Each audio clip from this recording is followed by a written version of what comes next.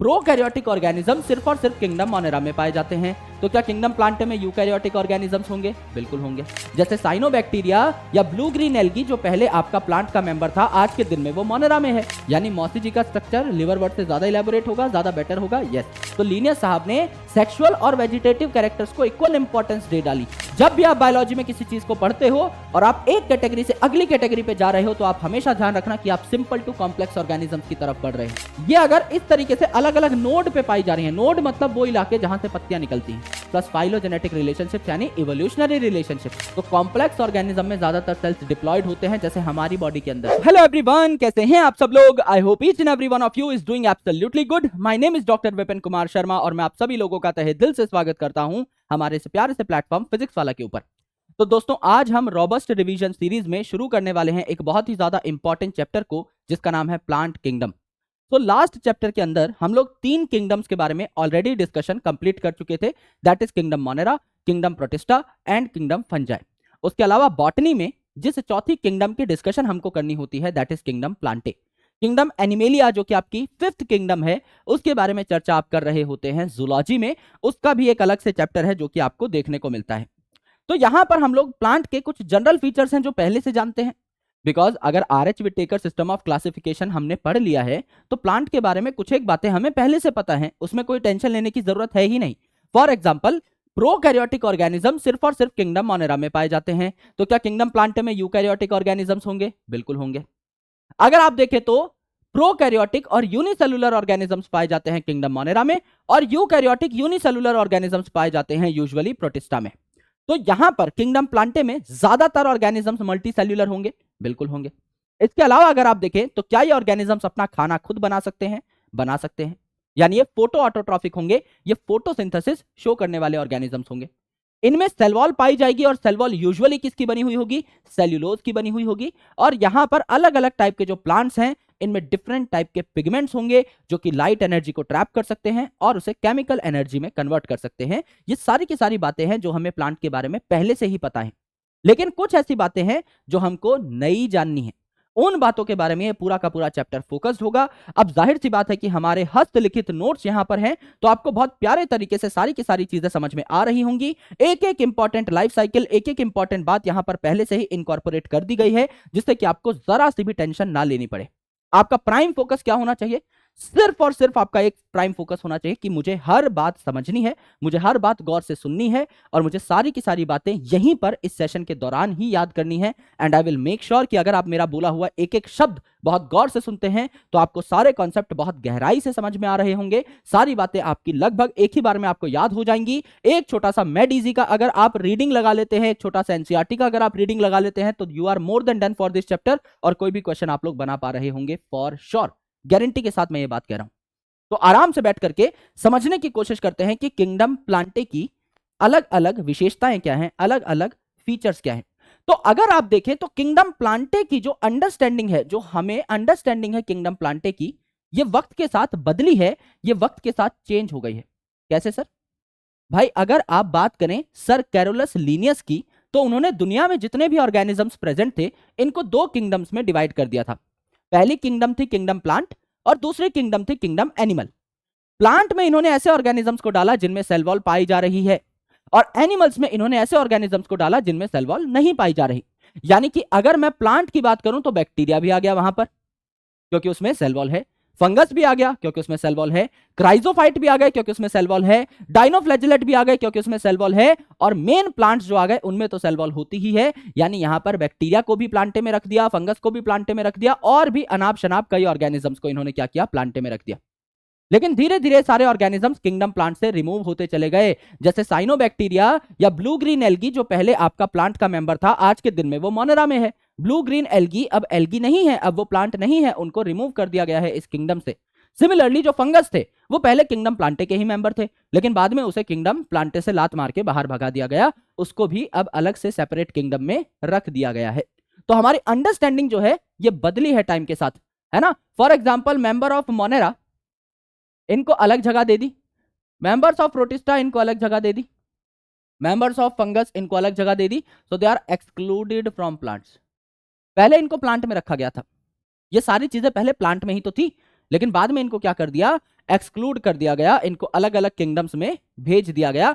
आज के दिन में प्लांट किंगडम में सिर्फ 5 कैटेगरी हैं जो कि आप सिंपल टू कॉम्प्लेक्स की तरफ बढ़ते चले जाते हैं। जब आप इनको पढ़ते हैं तो एल्गी सबसे सिंपल प्लांट, फिर आपका ब्रायोफाइट यानी एम्फीबियन ऑफ प्लांट किंगडम। बचपन से हमें ये बात याद है कि ये भैया लैंड पे रह सकते हैं लेकिन इनको पानी चाहिए for their sexual reproductive activities, इसलिए इन्हें एम्फीबियन ऑफ प्लांट किंगडम कहा जाता है। ब्रायोफाइट के ही बड़े भाई हैं जिनको टेरिडोफाइट कहा जाता है। उसके बाद है जिम्नोस्पर्म, जिम्नो का मतलब नंगे पुंगे, स्पर्मा का मतलब सीड, यानी इनके सीड के ऊपर फ्रूट नहीं होता, तो यहां पर फ्रूट देखने को नहीं मिले, है ना। सीड नंगा पुंगा है। और एंजियोस्पर्म यानी कवर्ड सीड, कवर्ड सीड मतलब सीड का कवर कौन होता है, फ्रूट, यानी यहां पर फल देखने को मिला। तो ये जो एंजियोस्पर्म है इनको स्पेसिफिकली फ्लावरिंग प्लांट कहा जाता है। जब अगले चैप्टर को आप पढ़ेंगे तो अगले चैप्टर का नाम है मॉर्फोलॉजी ऑफ फ्लावरिंग प्लांट, यानी वहां आप एंजियोस्पर्म के बारे में पढ़ रहे हैं। उससे अगला चैप्टर जो है वो है एनाटॉमी ऑफ फ्लावरिंग प्लांट, यानी वहां पर आप एंजियोस्पर्म के बारे में पढ़ रहे हैं। 12th क्लास का पहला चैप्टर जब आप बॉटनी का पढ़ेंगे तो उस चैप्टर का नाम है sexual reproduction in flowering plant, यानी वहां पर आप किसके बारे में पढ़ रहे हैं, अगेन एंजियोस्पर्म के बारे में पढ़ रहे हैं। तो जो एंजियोस्पर्म है यहां सीड कवर होते हैं, यानी इनके ऊपर आपको फल देखने को मिलता है और इन्हें फ्लावरिंग प्लांट कहा जाता है, यानी इनमें फूल देखने को मिलता है। तो अगर आपको किसी भी प्लांट में फल और फूल देखने को मिले इसका मतलब वो एंजियोस्पर्म है। बाकी सारी कैटेगरीज में ना फल होता है ना आपका फूल होता है। तो सबसे सिंपल प्लांट जो है वो है आपका एल्गी। और जैसे जैसे आप एंजियोस्पर्म की तरफ बढ़ते जाते हैं आप सिंपल टू कॉम्प्लेक्स प्लांट की तरफ बढ़ते जाते हैं। तो दुनिया में सबसे ज्यादा जो प्लांट है वो आपके एंजियोस्पर्म ही है, और दुनिया में सबसे ज्यादा तो कॉम्प्लेक्स प्लांट है जो अलग अलग जगह पर रह सकते हैं, जिनका स्ट्रक्चर भी बहुत ज्यादा डाइवर्स है, और बड़े बड़े जो पेड़ पौधे हैं ये आपके एंजियोस्पर्म्स ही हैं। तो इनको क्लासिफाई करना सबसे इंपॉर्टेंट है, इसीलिए इस चैप्टर की जो पहली हेडिंग है यह है classification of angiosperms. Sir classification of plant ना बोलकर क्लासिफिकेशन ऑफ एंजियोस्पर्म क्यों बोला, क्योंकि ज्यादातर जो प्लांट्स होते हैं कॉम्प्लेक्स प्लांट्स जो अलग अलग जगह पर देखने को मिलते हैं, जिनकी डाइवर्सिटी सबसे ज्यादा है, जिनका नंबर सबसे ज्यादा है, वो एंजियोस्पर्म्स ही हैं। तो अगर आपने इनको क्लासिफाई कर दिया तो बाकी सभी को क्लासिफाई करना, यानी एल्गी, ब्रायोफाइट, टेरिडोफाइट, जिम्नोस्पर्म को क्लासिफाई करना बहुत ही आसान हो जाएगा। तो इसलिए मेन फोकस हमारा किस पे रहता है, हमेशा एंजियोस्पर्म पे रहता है। तो एंजियोस्पर्म की क्लासिफिकेशन अलग अलग तरीके से की गई। फॉर एग्जाम्पल सबसे पहले जो क्लासिफिकेशन सिस्टम आया वो आया artificial system of classification. Artificial ये आपका लीनियस साहब ने दिया, तो लीनियस साहब की यहां पर हैट्रिक बन गई। 11th क्लास का पहला चैप्टर द लिविंग वर्ल्ड, वहां पर बाइनोमियल नॉमेनक्लेचर लीनियस साहब ने हमें बताया। दूसरा चैप्टर बायोलॉजिकल क्लासिफिकेशन, वहां 2 किंगडम सिस्टम ऑफ क्लासिफिकेशन हमको लीनियस साहब ने बताया। और तीसरा चैप्टर प्लांट किंगडम, यहां पर हमको आर्टिफिशियल सिस्टम लीनियस साहब ने बताया। लीनियस साहब का सिस्टम सबसे फर्स्ट सिस्टम था, सबसे अर्लीस्ट सिस्टम था। तो इन्होंने एंजियोस्पर्म को क्लासिफाई किया अलग अलग कैटेगरीज में, अलग अलग क्लासेस में। और किस बेसिस पे क्लासिफाई किया, ग्रॉस मॉर्फोलॉजिकल कैरेक्टर्स के बेसिस पे, यानी ऐसे कैरेक्टर्स जो आपको एक पेड़ में बाहर से ही दिख जाते हैं, मॉर्फोलॉजिकल ही दिख जाते हैं, उस बेसिस पे। फॉर एग्जांपल जो आपका पेड़ है इसकी हैबिट क्या है ना। फॉर एग्जांपल आपका वेजिटेटिव कैरेक्टर यानी रूट, स्टेम, लीफ, तो आपकी हैबिट क्या है, क्या ये जो आपका पौधा है ये छोटा सा है, हर्ब है, छोटा सा हरा भरा पौधा है, या आपकी झाड़ी है, श्रब है, या आपका बहुत बड़ा पेड़ है यानी ट्री है, यानी वो दिखता कैसा है, इस बेसिस पे। दूसरी इंपॉर्टेंट चीज, number, shape and colour of leaves. Leave जो है, पत्ते जो है, उनका कलर कैसा है, इनकी शेप कैसी है, इनका एक डाली पे नंबर कैसा है, यह भी इन्होंने काउंट किया। दूसरी इंपॉर्टेंट चीज सेक्सुअल कैरेक्टरिस्टिक। सेक्सुअल कैरेक्टरिस्टिक भी तो बाहर से दिख सकती है। अगर आप एक फूल को देख रहे हैं तो उसकी मॉर्फोलॉजी को तो आप ऑब्जर्व कर ही सकते हैं। तो इन्होंने क्या किया, इन्होंने एंड्रोशियम स्ट्रक्चर को यहां पर केटर किया। एंड्रोशियम क्या होता है, it is the male sexual part. एक पर्टिकुलर फूल में जितने भी स्टेमेंस होते हैं उनको मिला करके एंड्रोशियम कहा जाता है। तो अगर आप एक फूल देखें, लेट से आप दतूरे का फूल देखते हैं, तो उसमें 5 स्टेमेन आपको देखने को मिलेंगी, 5 आपके मेल स्ट्रक्चर देखने को मिलेंगे, उनको मिलाकर एंड्रोशियम कह रहे हैं। तो कितने स्टेमेन है एक पर्टिकुलर फूल में, इनके नंबर को भी लीनियस साहब ने काउंट किया। और उसके अलावा कितनी पत्तियां हैं एक डाली पे, उनकी शेप क्या है, उनका कलर क्या है, और पेड़ दिख कैसा रहा है, इस बेसिस पे, यानी मॉर्फोलॉजिकल बाहर से दिखने वाले कैरेक्टर्स के बेसिस पे, चाहे वो वेजिटेटिव कैरेक्टर हो, चाहे वो आपका रिप्रोडक्टिव कैरेक्टर हो या सेक्सुअल कैरेक्टर हो, इस बेसिस पे लीनियस साहब ने एंजियोस्पर्म को अलग अलग कैटेगरीज में डिवाइड किया। राइट, अब अगर आप यहां पर देखें तो ये जो वेजिटेटिव कैरेक्टर है, ये वेजिटेटिव कैरेक्टर तो बहुत आसानी से अफेक्ट हो सकते हैं एनवायरमेंटल फैक्टर से। कैसे सर, समझिए, आपके पास एक बीज है और आपके पास एग्जैक्टली सिमिलर दूसरा बीज है। यानी ये दोनों बीज जो है सेम प्लांट के हैं, सेम टाइम पर ही ये बीज जो है उत्पन्न हुए, यानी समझ लीजिए सेम फ्रूट है, उससे आपने दो बीज निकाल लिए। एक पपीता है, आपने उस पपीता को काटा और उसके अंदर से काले काले कई सारे बीज निकले, उनमें से आपने दो बीज उठा लिए, तो अब वो एकदम सेम कंडीशन में बने हुए बीज हैं, यानी ये एग्जैक्टली सिमिलर है। एक बीज को आपने ऐसी जगह पर उगा डाला जहां पर अच्छा खासा पानी है, और दूसरे बीज को आपने ऐसी जगह पर उगा डाला जहां पर पानी बिल्कुल भी नहीं है, मर मर के बूंद बूंद के लिए तरस जाता है आपका प्लांट। तो बताइए किस प्लांट की ग्रोथ बेटर होगी? सर ये वाला जो प्लांट है इसके पास खूब पानी है, इसकी ग्रोथ अच्छी होगी, इसकी लीव्स चौड़ी होंगी, खिली खिली रहेंगी क्योंकि इसके पास पानी की कोई कमी नहीं है। जो दूसरा प्लांट है इसकी लीफ मुरझाई रहेंगी, छोटी रहेंगी, क्योंकि उनके पास टर्जिड होने के लिए, चौड़ा होने के लिए, फैलने के लिए पानी है ही नहीं। तो सेम प्लांट है, सेम पौधा है, लेकिन फिर भी लीफ की शेप अलग है। और यहां पर लीनियस भैया कह रहे हैं कि अगर आपकी शेप ऑफ लीफ एक जैसी है तो आप सेम कैटेगरी के प्लांट हो। यहां पर तो सेम प्लांट की ही लीफ अलग अलग दिखाई दे रही है, यानी ऐसे कई सारे प्लांट हैं जो बहुत डिफरेंट होते हैं लेकिन उनकी पत्तियां एक जैसी दिख सकती हैं, और ऐसे कई सारे प्लांट हैं जो एक ही हैं लेकिन फिर भी इनकी पत्तियां अलग अलग दिखाई दे सकती हैं। तो this is not a good criteria. ये जो वेजिटेटिव कैरेक्टर है ये तो कई चीजों पे डिपेंड करते हैं। ये जो रूट स्टेम लीफ है ये तो कई चीजों पर डिपेंड करती है कि आसपास का तापमान कैसा है, आसपास लाइट कितनी आ रही है, मिट्टी कैसी है एक जगह की, वहां पर पानी कितना है, तो ये चीजें इजिली अफेक्ट हो जाती है। दैट्स वाई ये जो आर्टिफिशियल सिस्टम है इसको बहुत अच्छा क्राइटेरिया नहीं माना गया, क्योंकि यहां पर लीनियस साहब ने इक्वल वेटेज दे दी किसको? आपके सेक्सुअल और वेजिटेटिव कैरेक्टर को। तो सेक्सुअल कैरेक्टर विद टाइम नहीं बदलते भाई। अगर मैं जंगल में रह रहा हूं तो भी मेरे दो हाथ दो पैर ही रहेंगे, अगर मैं रेगिस्तान में रह रहा हूं तो भी मेरे दो हाथ दो पैर ही रहेंगे। तो मेरे कुछ ऐसे स्ट्रक्चर हैं जो चेंज नहीं हो सकते। हाँ, अगर मैं एक ऐसे इलाके में रह रहा हूं जहां खाने पीने की चीजें नहीं है तो मैं पतला हो सकता हूं। ऐसे इलाके में रह रहा हूं जहां खाने पीने की खूब चीजें हैं और मैं भी खूब खा पी रहा हूं तो मैं मोटा हो सकता हूं, लेकिन हाथ पैर, number of eyes, number of bones, ये कभी चेंज नहीं हो सकते। तो ये जो फूल में नंबर ऑफ स्टेमन है ये चेंज नहीं हो रहा है, लेकिन मेरे भाई यहां पर अगर आप देखेंगे तो पत्ती की शेप, पत्ती का कलर, ये कई चीजों पे डिपेंड करता है, ये चेंज हो सकता है।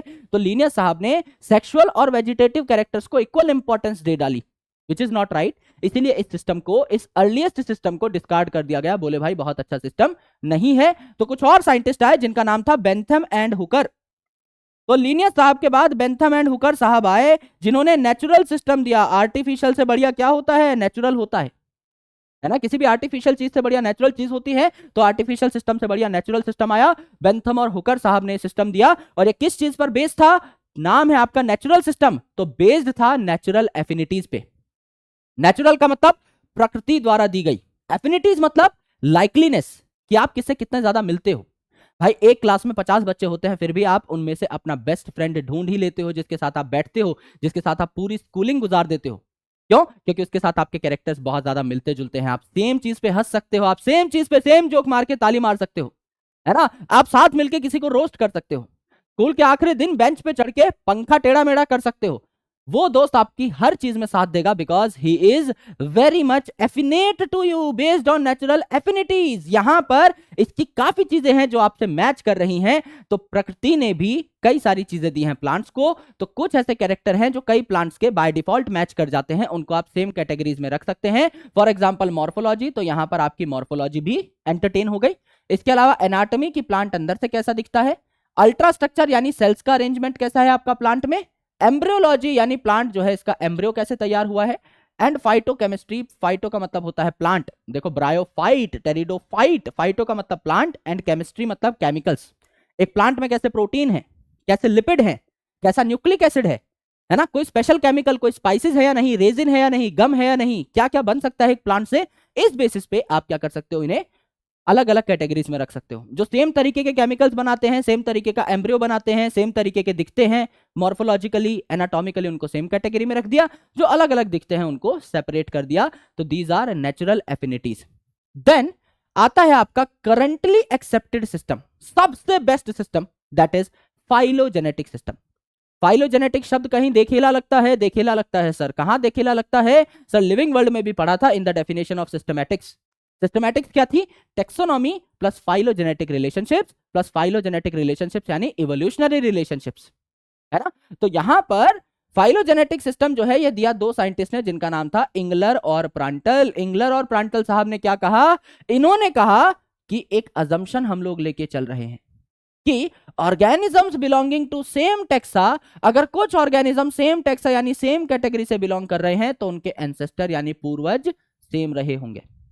यानी अगर मैमल्स की मैं बात करूं तो सभी मैमल्स में कुछ कॉमन कैरेक्टरिस्टिक्स है, जैसे एक्सटर्नल ईयर पिन्ना है, एक्सटर्नल बॉडी हेयर्स है, प्रेजेंस ऑफ डायफ्राम है, प्रेजेंस ऑफ मेमोरी ग्लैंड्स है। तो ये सारी की सारी चीजें क्या है, ये जो सारी की सारी चीजें हैं मेरे दोस्त, ये आपकी हर मैमल में कॉमन है, यानी हमारे एंसेस्टर से ये चीजें हम सब मैमल्स के अंदर आई हैं। तो मैमल अगर एक कैटेगरी है, एक टेक्सा है, तो इसमें पाए जाने वाले सारे ऑर्गेनिजम्स का एंसेस्टर यानी पूर्वज कोई कॉमन एंसेस्टर रहा होगा, कोई कॉमन पूर्वज रहा होगा। ये बात एज्यूम करती है कौन, फाइलोजेनेटिक रिलेशनशिप्स।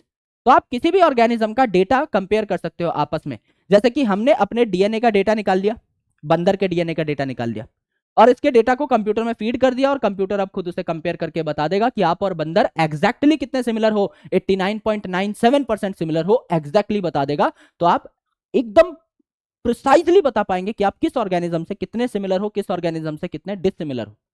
तो आप नंबर्स के बेसिस पर तो प्रूफ कर ही सकते हो कि आपको किसके साथ किस कैटेगरी में होना चाहिए।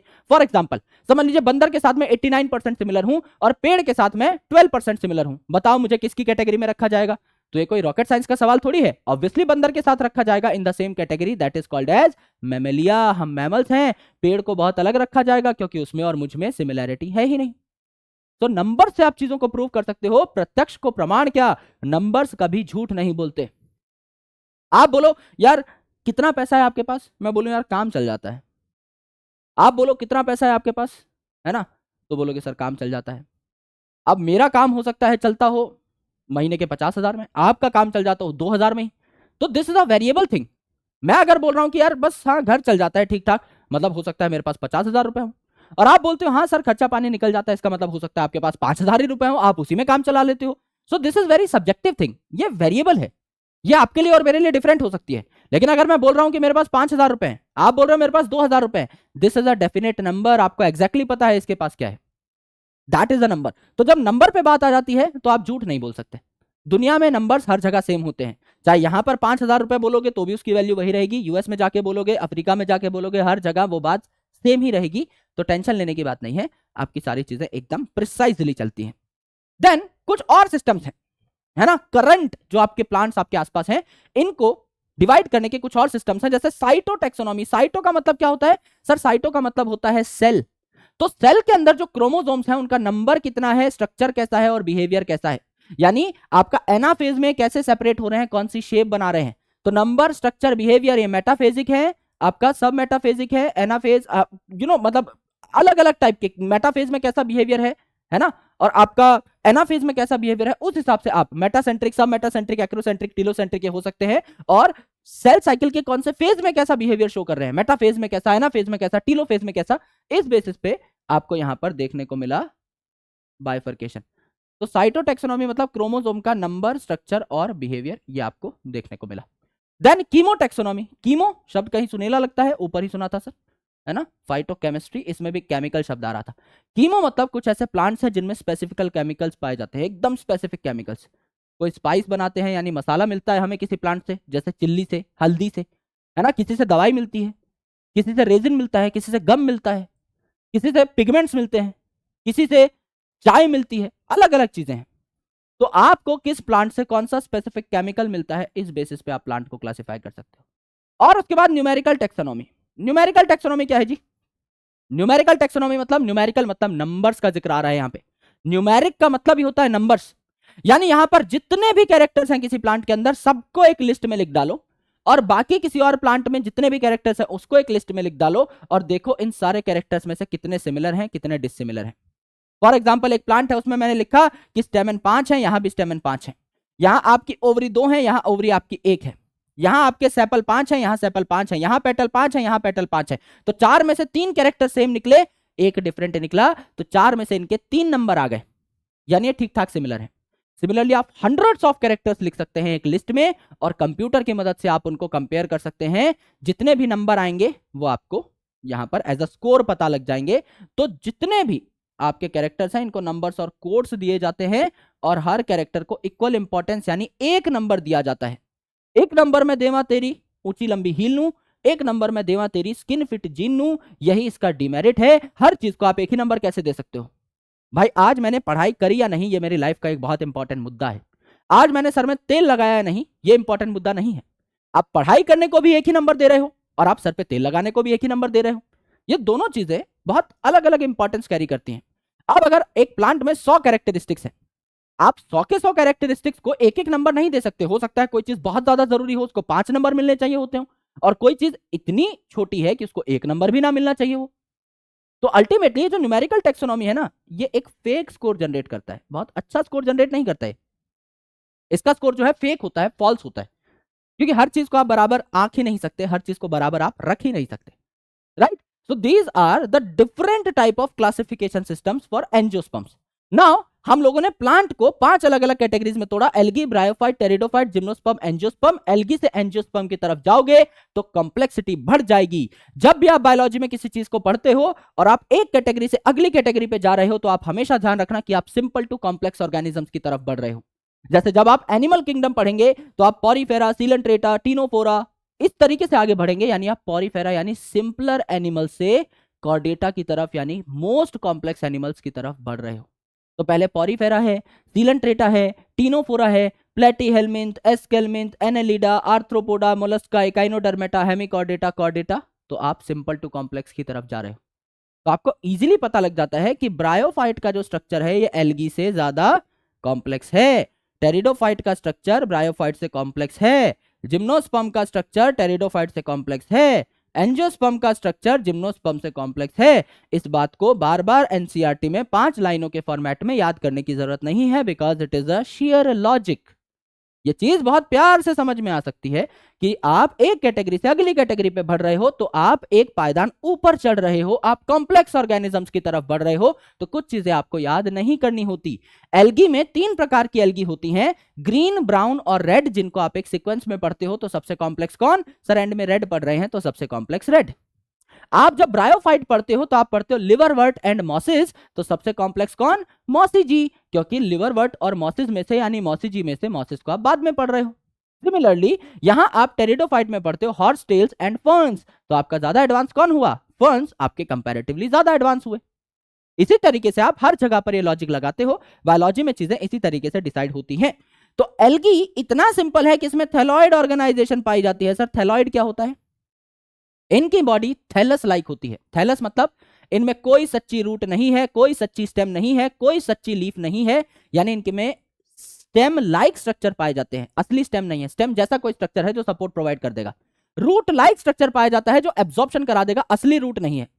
लीफ लाइक स्ट्रक्चर पाया जाएगा जो फोटोसिंथेसिस करा देगा, असली लीफ नहीं है। यानी इतने डेवलप्ड नहीं है कि इसमें ट्रू रूट स्टेम लीफ पाई जाए, तो इसे थैलॉइड कहा जाता है। Stem like, root like, leaf like structure पाए जाते हैं, stem like, root like structure पाए जाते हैं। तो algae and bryophyte are thalloid. पर हाँ, ब्रायोफाइट का जो थैलस है एल्गी के थैलस से एडवांस होगा। टेरिडोफाइट में पहली बार आपको सच्ची रूट, सच्ची स्टेम और आपको सच्ची लीफ देखने को मिलती है, ये पाई जाती हैं। और इसके बाद तो और एडवांस प्लांट हैं, तो उन सब में भी आपको असली रूट, स्टेम, लीफ देखने को मिलेगी, ये बात एकदम लाजमी है। मेन प्लांट बॉडी कैसी है? ये बहुत ही ज्यादा इंपॉर्टेंट टॉपिक है, बहुत ज्यादा इंपॉर्टेंट टॉपिक है। मेन प्लांट बॉडी कैसी है? यानी अगर एक प्लांट हूं मैं एक प्लांट हूं, तो मेरे अंदर ज्यादातर सेल्स कैसे हैं? हैप्लॉइड यानी जिनमें एक ही सेट ऑफ क्रोमोसोम है, या डिप्लॉइड जिनमें डबल सेट ऑफ क्रोमोसोम है, यानी क्रोमोसोम्स का पेयर पाया जा रहा है। तो अगर आप एल्गी की बात करें तो इसमें ज्यादातर सेल्स हैप्लॉइड होते हैं। डिप्लॉइड सेल के नाम पे सिर्फ जाइगोट है इनके पास, ज्यादातर सेल्स हैप्लॉइड है ना। अगर आप ब्रायोफाइट की बात करें ज्यादातर सेल्स हैप्लॉइड है। अगर आप टेरिडोफाइट की बात करें तो ज्यादातर सेल्स डिप्लॉइड हो गए, हैप्लॉइड कुछ ही सेल्स हैं, और जिम्नोस्पर्म, एंजियोस्पर्म में भी आपके ज्यादातर सेल्स डिप्लॉइड हो गए। तो कॉम्प्लेक्स ऑर्गेनिज्म में ज्यादातर सेल्स डिप्लॉइड होते हैं। जैसे हमारी बॉडी के अंदर सिर्फ जो गैमीट्स बनते हैं वो चुनिंदा सेल्स हैप्लॉइड है, बाकी हमारी बॉडी में अधिकतर सेल क्या होते हैं? डिप्लॉइड होते हैं। तो यहां पर आपके जो लोअर लेवल के प्लांट्स हैं एल्गी और ब्रायोफाइट, इनमें आपका हैप्लॉइड सेल्स ज्यादा हैं, हैप्लॉइड सेल ज्यादा हैं, यानी इसे कहा जाता है गैमेटोफिटिक प्लांट बॉडी। और अगर डिप्लॉइड सेल ज्यादा है तो इसको कहा जाता है स्पोरोफिटिक प्लांट बॉडी। तो यहां पर अगर आपका हैप्लॉइड सेल ज्यादा है तो बॉडी आपकी हैप्लॉन्टिक है, तो लाइफ साइकिल कैसी होगी? गैमेटोफिटिक। गैमेटोफाइट इसमें ज्यादा है, हैप्लॉइड सेल ज्यादा है। सिमिलरली ब्रायोफाइट में हैप्लॉइड है तो आपका गैमेटोफिटिक कहलाएगा। टेरिडोफाइट में डिप्लॉइड सेल ज्यादा, स्पोरोफिटिक। फिर आपका जिम्नोस्पर्म एंजियोस्पर्म में डिप्लॉयड सेल ज्यादा यानी स्पोरोफिटिक स्पोरोफिटिक, ये बात आपको देखने को मिली। तो सिर्फ एल्गी और ब्रायोफाइट में ज्यादातर सेल्स हैप्लॉयड हैं, बाकी सब में आपका डिप्लॉयड डिप्लॉयड डिप्लॉयड देखने को मिलेंगे। यहां पर देखिए इंडिपेंडेंट फेज, इंडिपेंडेंट फेज मतलब खाना कौन बनाता है। आप समझ लीजिए मैं एक एल्गी हूं, मैं एक एल्गी हूं, तो मेरे अंदर ज्यादातर सेल्स, समझ लीजिए मुंडी से नीचे के सारे सेल्स क्या है, हैप्लॉयड है, ज्यादातर सेल्स हैप्लॉयड है, और थोड़े से सेल आपके डिप्लॉयड है। तो मेरी मेन बॉडी कैसी हुई, ज्यादातर सेल्स अगर हैप्लॉयड हैं तो मेन बॉडी गैमेटोफिटिक हो गई। अगर मेन बॉडी गैमेटोफिटिक है तो ये जो थोड़े से सेल हैं ये तो खाना मांग कर भी खा सकते हैं। तो ये जो मेन आपकी बॉडी है ना, इससे खाना मांग करके खाएंगे थोड़े वाले सेल्स। तो मेन बॉडी अगर एल्गी की हैप्लॉयड है तो डिप्लॉयड वाले सेल खाना मांग मांग कर खाएंगे, ये डिपेंडेंट होंगे इस पे, मेन बॉडी पे। और मेन बॉडी के पास बड़ी रसोई है, क्योंकि मेन बॉडी के ज्यादातर सेल्स जो है इनको बढ़िया खाना चाहिए, तो इनमें फोटोसिंथेसिस होगी। तो मेन प्लांट बॉडी अगर हैप्लॉयड है तो ये हैप्लॉयड प्लांट बॉडी खाना बनाएगी, इट इज इंडिपेंडेंट। और जो थोड़े से सेल हैं वो इसी से खाना लेकर के बड़ी रसोई से ही खाना चुरा करके खा लेंगे, यानी दे आर डिपेंडेंट। तो अगर मैं एल्गी हूं तो मेन बॉडी कैसी हुई, मेन बॉडी कैसी हुई, हैप्लॉन्टिक हैप्लॉइड, यानी मेन बॉडी कैसी हुई, गैमेटोफिटिक। तो गैमेटोफाइट आपका क्या होगा, एडवांस होगा, खाना बनाएगा। अगर मैं ब्रायोफाइट हूं तो again same case, main body कैसी है आपकी, हैप्लॉइड यानी गैमेटोफिटिक, तो खाना कहां बनेगा, गैमेटोफाइट में। स्पोरोफाइट इसी पे डिपेंड कर लेगा, डिप्लॉयड सेल इसी पे डिपेंड कर लेंगे। फिर आपका जिम्नोस्पर्म एंजियोस्पर्म, मेन बॉडी कैसी है, diploid, haploid cell diploid body से ही खाना मांग करके खा लेंगे, यानी मेन बॉडी अगर आपकी डिप्लॉयड है, स्पोरोफिटिक है, तो स्पोरोफाइट खाना बनाएंगे।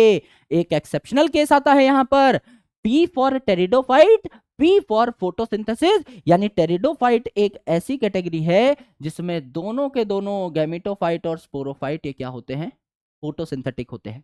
मेन बॉडी डिप्लॉयड है, छोटी बॉडी हैप्लॉयड है, लेकिन छोटी बॉडी जो है ये भी अपना खाना बनाएगी, मेन बॉडी भी अपना खाना बनाएगी। तो P for pteridophyte and P for photosynthesis, यहां पर दोनों फेज फोटोसिंथेटिक होते हैं।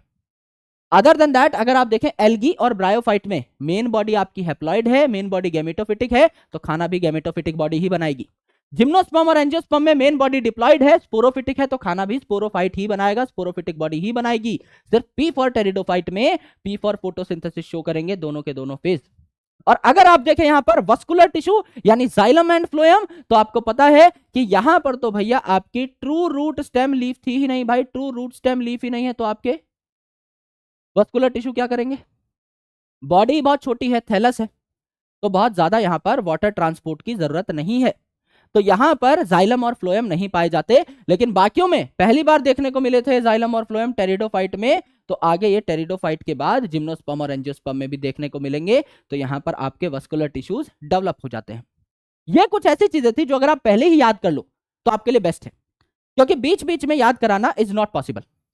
इसीलिए हमने यहां पर 5 पॉइंट लिख डाले कि बॉडी का लेवल सबका कैसा है, मेन प्लांट बॉडी कैसी है, लाइफ साइकिल कैसी है, खाना कौन बनाएगा कौन नहीं बनाएगा, और वस्कुलर टिश्यू प्रेजेंट होंगे या नहीं। ये 6 पॉइंट आपको पहले ही हर कैटेगरी के बारे में याद हो गए, तो अब आपके लिए चीजें सिंपल हो गई, आपको एनसीईआरटी में इनको बार बार बार बार नहीं देखना पड़ेगा। So let's try to understand the very first category in our syllabus, that is algae. पहले सिंपलेस्ट प्लांट के बारे में चर्चा कर लेते हैं, यानी एल्गी के बारे में चर्चा कर लेते हैं। तो एल्गी सबसे सिंपलेस्ट प्लांट है, तो सिंपल हो गया, यस। ग्रीन भाई हरा भरा होगा, यानी फोटोसिंथेटिक होगा, तभी तो प्लांट में रखा है इसको, ग्रीन मतलब खाना बना सकता है। एक्वेटिक, लार्जली एक्वेटिक, पानी में मिलता है, लाइफ की शुरुआत हमेशा पानी में होती है। एल्गी पानी में रहते थे, थोड़ा बहुत गीली मिट्टी में रहेंगे। ब्रायोफाइट थोड़ा सा बाहर निकलेंगे, लैंड पे रहने लगेंगे, लेकिन पानी से बहुत दूर नहीं जा सकते, है ना, इसलिए इनको एम्फीबियन ऑफ प्लांट किंगडम कहा, पानी चाहिए इनको अपने आसपास।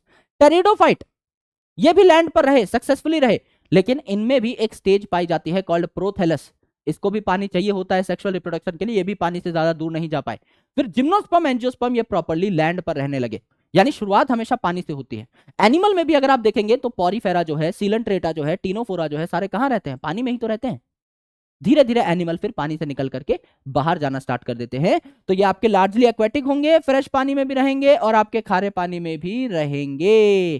Can also occur in moist soil, गीली मिट्टी पे भी रह सकते हैं, यानी पानी इनको चाहिए, गीली मिट्टी हो, गीला पत्थर हो, गीली लकड़ी हो, लेकिन जो भी हो गीला गीला हो, है ना, गीला गीला गीला, दिल गीला गीला पे रहेंगे ये, और आपका उस पानी को यूटिलाइज करते रहेंगे, इनको पानी चाहिए अपनी ग्रोथ के लिए, डेवलपमेंट के लिए। ये जो एल्गी है एसोसिएशन भी शो कर सकता है फंगस के साथ। एल्गी और फंगस की दोस्ती को क्या कहा था? लाइकन कहा था। एल्गी फंगस को खाना प्रदान कर देता है, फंगस बदले में शेल्टर दे देता है और एब्जॉर्प्शन प्रोवाइड करता है एल्गी को। तो दोनों की दोस्ती हो गई थी, इसे लाइकन कहा। दूसरी दोस्ती हो सकती है एल्गी की एनिमल के साथ, जैसे कि स्लोथ बियर के साथ। तो स्लोथ बियर एक प्यारा सा एनिमल है जिसपे ग्रीन एल्गी जमा हो जाती है, तो स्लोथ बियर का कोट कैसा हो जाता है? हरा भरा। तो घास में छुप सकता है जिससे कि उसको कोई डिस्टर्ब ना करे, तो उसको हरा कलर प्रदान कर देता है कौन? एल्गी। और एल्गी को क्या मिल जाता है? स्लोथ बियर की जुल्फों की छांव और ठंडा ठंडा पानी मिल जाता है। ये जो स्लोथ बियर जो है ये आपका पानी के आसपास ही रहता है, तालाब में जब जाता है तो उसकी जुल्फें जो है, गीली जुल्फें, भीगी हुई जुल्फें, उनमें एल्गी को रहने में बढ़िया सुकून मिलता है। तो जुल्फों में रह लेता है एल्गी और बदले में उसे हरा कलर प्रोवाइड कर देता है, तो दोनों की दोस्ती हो जाती है। Forms and size are highly variable. Algae अलग अलग दिखते हैं और इनका साइज बहुत वेरिएबल है। जैसे अगर आप माइक्रो एल्गी के बारे में बात करें तो कुछ ऐसे ऑर्गेनिजम्स थे जो हमने प्रोटिस्टा में भी पढ़े थे, और मैंने आपको एक बात बताई थी किंगडम प्रोटिस्टा पढ़ाते हुए, आपको बकायदा लिख करके समझाई थी कि the boundaries of this kingdom are not well defined. कुछ ऐसे आपके साइंटिस्ट हैं जो बॉटनिस्ट हैं, वो कुछ प्रोटिस्टा के मेंबर्स को किंगडम प्लांटे में पढ़ेंगे ही पढ़ेंगे, जैसे क्लोरेला और क्लेमाइडोमोनास आप यहां पर भी पढ़ोगे, और वही क्लोरेला और क्लेमाइडोमोनास आपने प्रोटिस्टा में भी पढ़ा। तो किसी प्रोटिस्ट साइंटिस्ट के लिए वो प्रोटिस्ट है, किसी बॉटनिस्ट के लिए क्या है? आपके एल्गी हैं। तो इनका साइज बहुत वेरिएबल हो सकता है। जैसे क्लोरेला और क्लेमाइडोमोनास हैं क्या है? यूनिसेलुलर है। लेकिन कुछ आपके ब्राउन एल्गी हो सकते हैं इतने बड़े बड़े, 100 मीटर तक की इनकी लेंथ हो सकती है, इन्हें केल्प कहा जाता है। प्रोफ्यूजली ब्रांच्ड, हाईली ब्रांच्ड आपका केल्प देखने को मिलता है खारे पानी में। ब्राउन एल्गी है, 100 मीटर तक की हाइट हो सकती है। सोच के देखो, एक पेड़ से भी बहुत लंबा, लेकिन बहुत पतला होता है और इसका मास बहुत कम होता है ना? जैसे पतला धागे जैसा है तो लंबा तो बहुत हो सकता है ना? जैसे चुन्नी है, जैसे गमछा है ना? चुन्नी बोल लो, गमछा बोल लो, तो ऐसा है आपका, बहुत मोटा तना नहीं है इसका। अगर मैं इतना बड़ा पेड़ उठाऊं जिसका बहुत मोटा तना है तो जान निकल जाएगी अभी। लेकिन मेरे भाई ये जो गमछा है इसको आराम से उठा सकते हो, तो और लंबा गमछा उठा सकते हो, आराम से उसको पैक कर सकते हो। तो ऐसा हल्के वजन का ब्रांच्ड आपका स्ट्रक्चर देखने को मिलता है, जिसको क्या कहते हैं? केल्प कहते हैं। तो ये कॉलोनियल भी हो सकते हैं, कॉलोनी भी बना सकते हैं, जैसे कि वॉलवॉक्स, गोलमटोल फुटबॉल जैसा होता है ना? तो ये जो वॉलवॉक्स की कॉलोनी है इनको सिनोबियम कहा जाता है। सिमिलरली फिलामेंटस हो सकते हैं, जैसे कि आपका स्पाइरोगायरा और आपका यूलोथ्रिक्स। देन आपका मेराइन ब्रांच्ड ब्राउन एल्गी, जिसको केल्प कहा, जिनकी हाइट 100 मीटर तक भी लंबी हो सकती है। और आपका क्लोरेला क्लेमाइडोमोनास है जो यूनिसेलुलर है, यानी अलग अलग फॉर्म्स हो सकती हैं। तो अगर ये फिलामेंटस है, स्पाइरोगायरा और यूलोथ्रिक्स, तो फिलामेंटस है तो फ्रेगमेंटेशन भी शो कर सकते हैं। ये वॉलवॉक्स है, कॉलोनियल है, तो इसकी कॉलोनी आगे चल के नया ऑर्गेनिज्म भी बना सकती है ना? इस तरीके से रिप्रोडक्शन भी होता है। तो अगर आप रिप्रोडक्शन देखें तो वेजिटेटिव रिप्रोडक्शन कैसे हो जाएगा? कोई नया स्ट्रक्चर यहां पर नहीं बन रहा, फ्रेगमेंटेशन से, क्योंकि ये फिलामेंटस हो सकते हैं तो फ्रेगमेंटेशन शो करेंगे। एसेक्सुअल स्पोर जैसे फंगस में बन रहे थे, वो यहां पर मोटाइल जूस्पोर जो है सबसे कॉमन है। मोटाइल जूस्पोर जिन पे फ्लैजेला लगे रहेंगे। और सेक्सुअल अगर आप देखें तो दो गैमीट यहां पर आकर के क्या हो जाते हैं? फ्यूज हो जाते हैं और जाइगोट तैयार हो जाता है। तो मेरे भाई यहां पर ये जो दो गैमीट फ्यूज होंगे, या तो एक जैसे दिख सकते हैं यानी आइसोगैमीट्स, या अलग अलग दिख सकते हैं यानी एनआइसोगैमीट्स।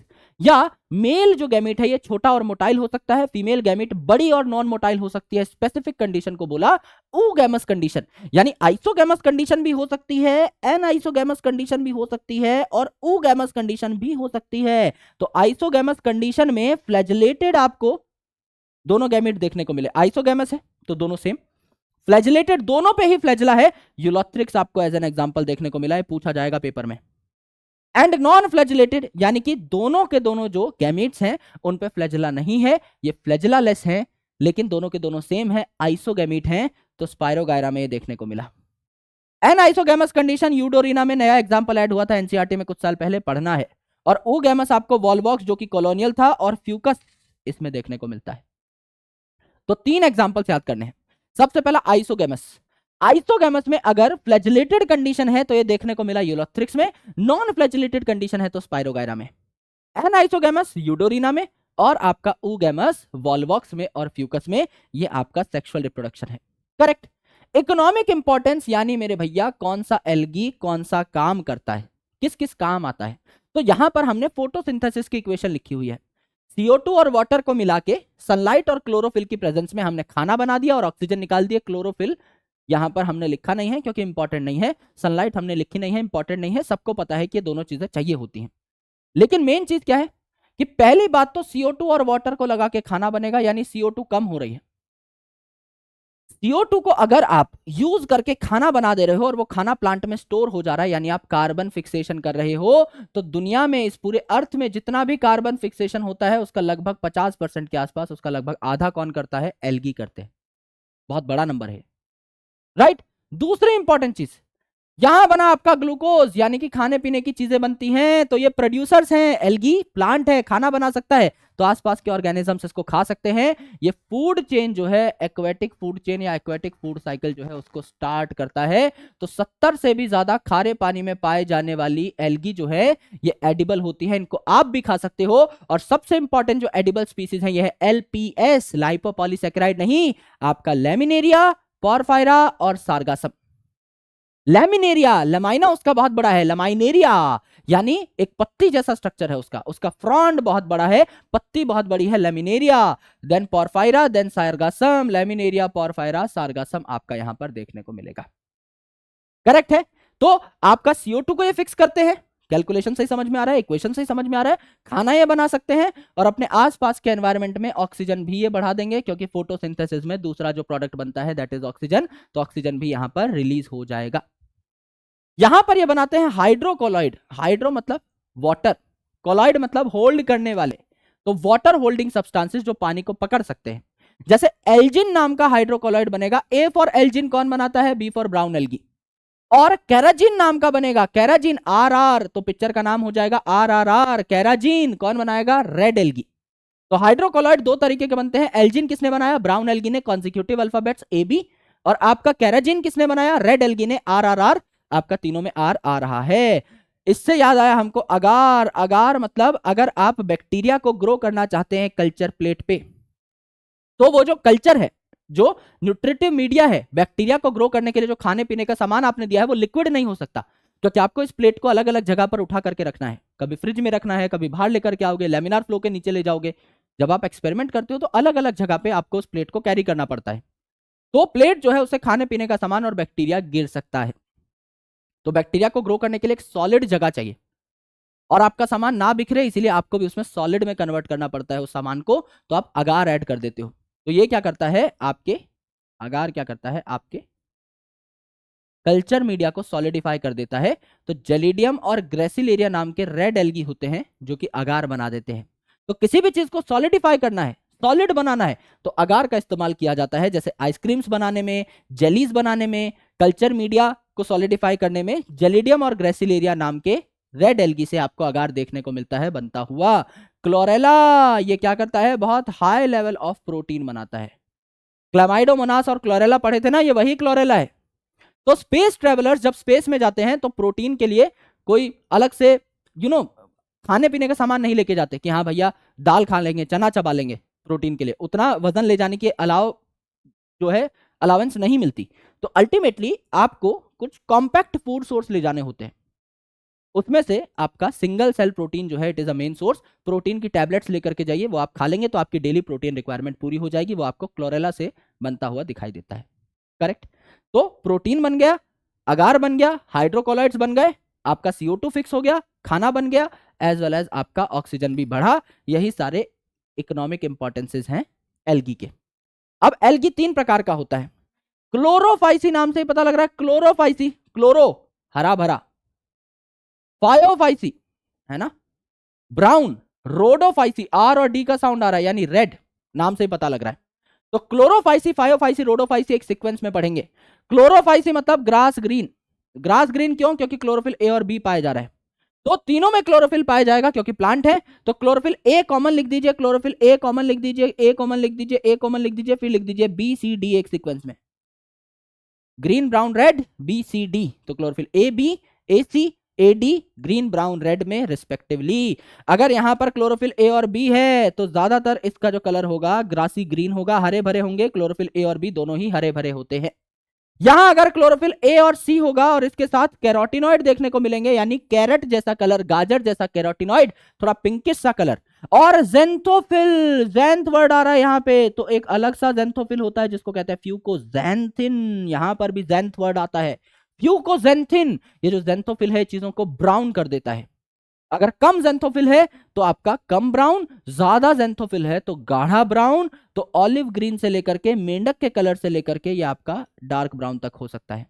And Rhodophyceae chlorophyll A and D, और इसमें पाया जाता है आर फाइको एरिथ्रिन। फाइको मतलब प्लांट में पाए जाने वाला, एरिथ्रिन मतलब लाल। जैसे हमारे एरिथ्रोसाइट होते हैं रेड ब्लड सेल, ऐसे एरिथ्रिन मतलब रेड, तो यहां रेड कलर आपको देखने को मिलेगा रोडोफाइसी में, राइट। तो green, brown, red, chlorophyll A B, A C, A D, यहां पर ए बी ही पाया जाएगा। इसके साथ ब्राउन एल्गी में क्या पाया जाएगा, ए सी के अलावा फ्यूकोजेंथिन, एंड आपका रेड में क्या पाया जाएगा, फाइको एरिथ्रिन।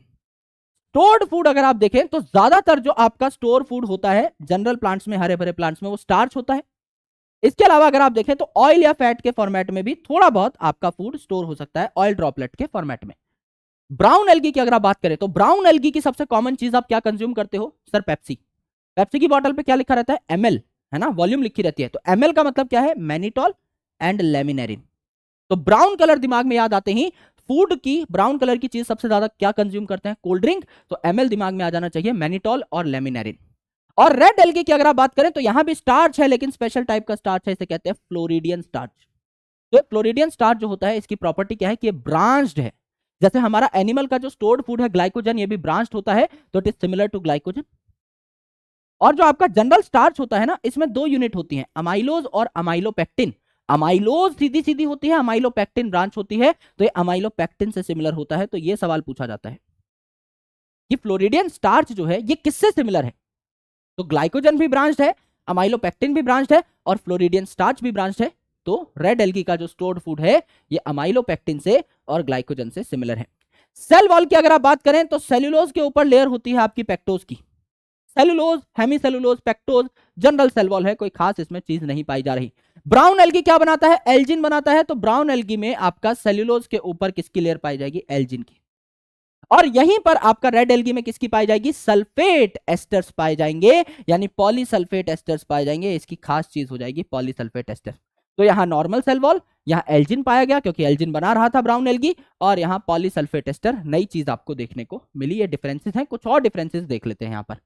देखिए, number of flagella and their position, इनके गैमीट्स पे, इनके स्पोर्स पे नंबर ऑफ फ्लैजेला कितने हैं, उनकी पोजीशन क्या है। तो सबसे पहले आपके क्लोरोफाइसी में, ग्रीन एल्गी में सबसे ज्यादा नंबर ऑफ फ्लैजेला पाए जाएंगे, 2 से 8। तो समझ लीजिए यहां पर 4 फ्लैजेला पाए जा रहे हैं, और सारे के सारे बराबर होंगे, और एपिकल यानी एक पोजीशन पे से, टकले पे से ऊपर की साइड निकल रहे होंगे, एपिकल होंगे। तो आप अगर देखें तो सारे के सारे फ्लैजेला, है ना, पहली बात तो 2 से 8 है, इक्वल है, बराबर है, और एपिकल है, एक ही जगह से निकल रहे हैं। तो इक्वल है और एपिकल है, एक ही जगह से निकल रहे हैं। यह है आपका ग्रीन एल्गी का केस। ब्राउन एल्गी की अगर आप बात करें तो पियर शेप, यहां पर ब्राउन कलर का पियर होता है, तो पियर शेप यहां पर, यानी पायरीफॉर्म यहां पर गैमीट या स्पोर्स होंगे, पायरीफॉर्म। और 2 ही फ्लैजेला होंगे, वो भी लिटरल यानी साइड से निकले हुए, और वो भी आपका एक छोटा एक बड़ा, यानी अनइक्वल। यानी ग्रीन एल्गी में 2 से 8 फ्लैजेला थे, इक्वल थे, बराबर थे, और एपिकल थे। यहां पर ब्राउन एल्गी में 2 ही फ्लैजेला हैं, अनइक्वल हैं और लिटरल हैं, साइड से निकल रहे हैं, यानी 8 फ्लैजेला से और कम हो गए, 2 फ्लैजेला बचे। अब रेड में वो भी गायब हो जाएंगे, एकदम टकला सिर हो गया, यानी यहां पर क्या हो गया, एब्सेंट है आपके फ्लैजेला स्पोर्स में या फिर गैमिट्स में, राइट। तो यहां सबसे इंपॉर्टेंट बात यह है, ब्राउन कलर का आपका पियर होता है, तो पायरीफॉर्म या पियर शेप आपके स्पोर या गैमिट देखने को मिलते हैं, जहां 2 फ्लैजेला होते हैं, एक छोटा एक बड़ा, और दोनों साइड से निकले हुए होते हैं, लिटरल होते हैं, साइड से निकल रहे होते हैं। हैबिटेट की अगर आप बात करें, ये रहते कहां हैं, तो जैसे जैसे आप ग्रीन एल्गी से रेड एल्गी की तरफ बढ़ते जाएंगे, रेड एल्गी सुनने में ही लगता है रेड है, आग बबूला हो रखा है, तो ये जो रेड है मेरे भाई, है ना, ये आपका वार्मर कंडीशन में ज्यादा देखने को मिलेगा। रेड को हम गर्म चीज से हमेशा कंपेयर करते हैं, तो ये वार्मर कंडीशन में देखने को मिलेगा, ये खारे पानी में देखने को मिलेगा। तो ग्रीन एल्गी हर जगह मिलेंगे, तीनों हर जगह मिलेंगे, फ्रेश वाटर में भी, मैराइन वाटर में भी, ब्रैकिश वाटर में भी, यानी मीडियम सैलिनिटी वाले वाटर में भी। यानी या तो आपका बहुत फ्रेश हो सकता है पानी, कम सॉल्ट, या ब्रैकिश हो सकता है मीडियम सॉल्ट, या आपका मैराइन हो सकता है ज्यादा सॉल्ट। तीनों जगह देखने को मिलेंगे। लेकिन जैसे जैसे आप रेड एल्गी की तरफ बढ़ते हो, मैराइन वाटर में ज्यादा पाए जाते हैं, तो यहां फ्रेश वाटर में ज्यादा पाए जाएंगे, यहां ब्रैकिश और मैराइन वाटर में ज्यादा पाए जाएंगे, यहां मैराइन वाटर में सबसे ज्यादा पाए जाएंगे, मोस्ट पाए जाएंगे, that is your red algae. तो जैसे जैसे आप ग्रीन एल्गी से रेड एल्गी की तरफ बढ़ते हो, फ्लैजेला कम होते चले जाते हैं। ग्रीन एल्गी में 2 से 8 फ्लैजेला, इक्वल एपिकल। आपके ब्राउन एल्गी में 2 फ्लैजेला अनइक्वल लिटरल, और रेड एल्गी में कोई फ्लैजेला नहीं है, ना स्पोर में ना गैमीट में। और जैसे जैसे आप ग्रीन एल्गी से रेड एल्गी की तरफ बढ़ते जाते हो, when it comes to habitat, तो आपका ये फ्रेश वाटर से मैराइन वाटर की तरफ शिफ्ट करते हैं। तो अब हमने 3 तरीके की रिप्रोडक्शन देखी थी, वेजिटेटिव, असेक्सुअल, सेक्सुअल। तीनों के बारे में चर्चा कर डालते हैं। वेजिटेटिव अगर आप देखोगे तो तीनों में ही फ्रेगमेंटेशन से हो रही है, फ्रेगमेंटेशन फ्रेगमेंटेशन फ्रेगमेंटेशन, बात खत्म। तीनों जो है कोई ना कोई इनमें देखने को मिलेगा विच इज फिलामेंटस, ये फ्रेगमेंटेशन शो करेंगे। असेक्सुअल की अगर आप बात करें तो यहां जूस्पोर्स होंगे, और जूस्पोर्स पे आपके कई सारे फ्लैजेला देखने को मिल सकते हैं, राइट। तो जूस्पोर देखने को मिलेंगे। यहां अगर आप देखें असेक्सुअल, तो यहां जूस्पोर है, लेकिन 2 ही फ्लैजेला है ना, तो बाय फ्लैजेलेटेड, 2 ही फ्लैजेला है। और यहां पर अगर आप देखेंगे तो स्पोर तो है, लेकिन ये जू स्पोर नहीं है, because they are non motile. तो नॉन मोटाइल है तो ये एनिमल लाइक नहीं है, जू नहीं बोल सकते। तो स्पोर है लेकिन जू स्पोर नहीं है, क्योंकि इस पे फ्लैजेला नहीं है।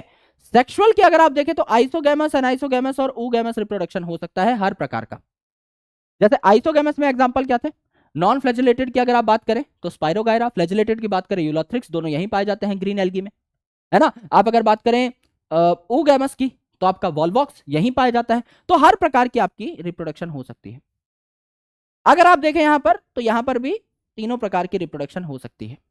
सेक्सुअल अगर आप यहां पे देखें तो नॉन मोटाइल गैमेट्स के थ्रू होगा, नॉन मोटाइल गैमेट्स के थ्रू होगा। क्यों नॉन मोटाइल है? क्योंकि गैमेट के पास फ्लैजेला है ही नहीं, ना स्पोर के पास फ्लैजेला है।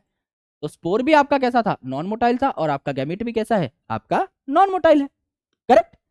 अब देखिए मेरे भाई, यहां पर एग्जाम्पल क्या हुए, ग्रीन एल्गी के एग्जांपल क्या हुए। एक ग्रीन कलर की कार इमेजिन करिए अपने दिमाग में, जो कि है एसयूवी। तो क्लासी कार है एसयूवी, ग्रीन कलर की, यानी ग्रीन एल्गी का ये एग्जांपल है क्लासी, क्ला that is Chlamydomonas, car that is कारा।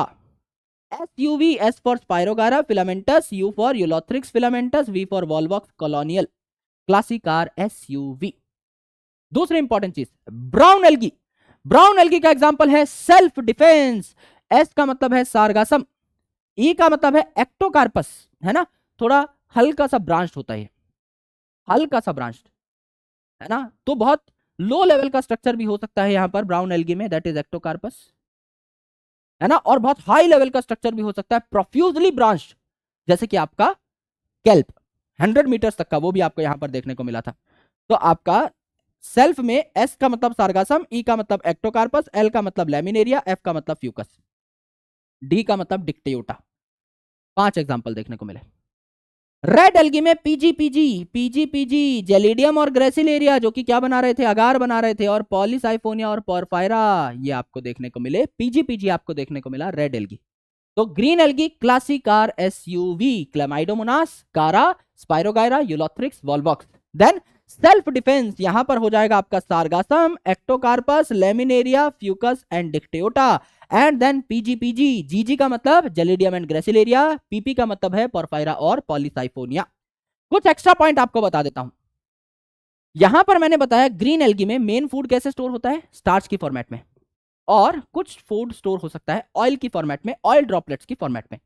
यहां पर ये जो क्लोरोप्लास्ट होते हैं ना इन ग्रीन एल्गी के, इन क्लोरोप्लास्ट में एक या एक से ज्यादा स्टोरेज बॉडी पाई जाती है जिनमें फूड स्टोर होता है। इनको पायरेनॉइड कहा जाता है। एंड ये जो पायरेनॉइड है ना, दे कंटेन्स प्रोटीन बिसाइड स्टार्च, यानी इनके सेंटर पे प्रोटीन होता है और बाहर की साइड स्टार्च होता है।